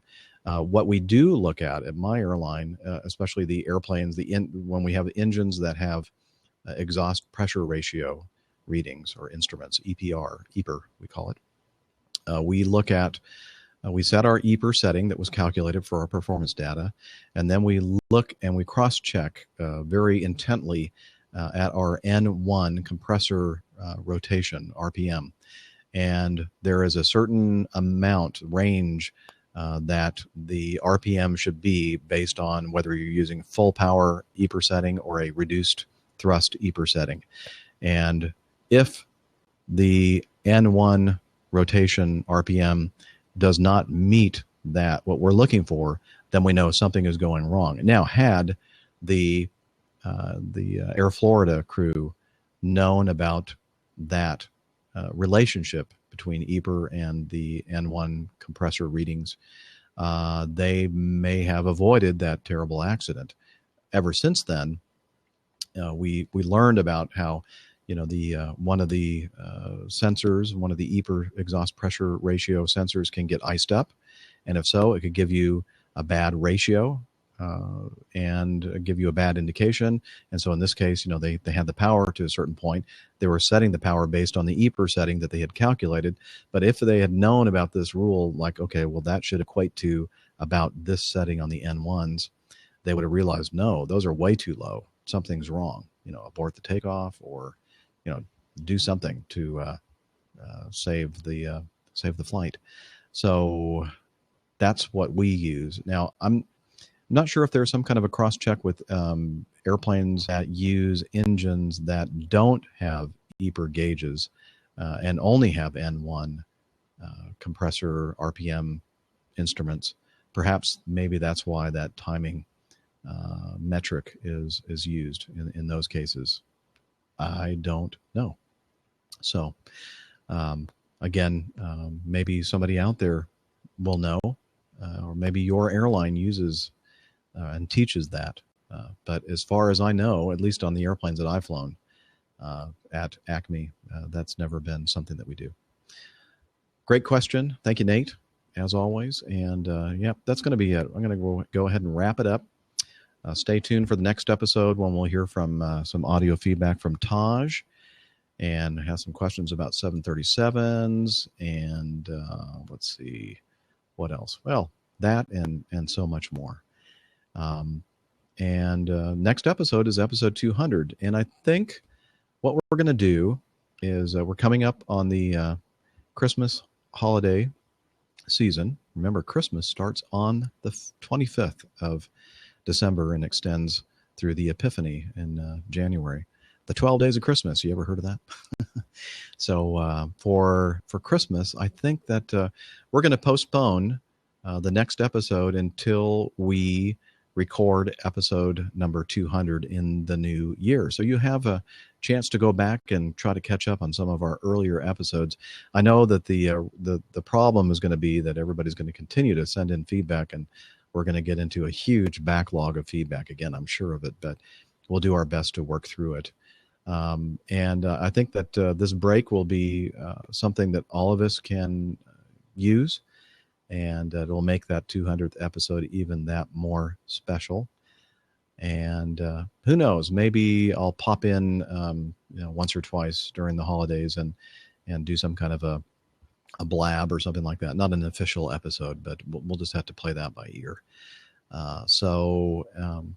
Again, if you want to learn more, if you're new to the Airline Pilot Guide community, head over to airlinepilotguide.com. Check it all out there. There's where you can find out about places that or ways you can listen and watch that you may not be aware. Information about the coffee fund is there, as well as all kinds of great stuff. So again, check it out at airlinepilotguide.com. And to all of you listening, wishing you the warmest, blessed holiday season possible. And I love you guys, and look forward to being back again on our next episode in the new year.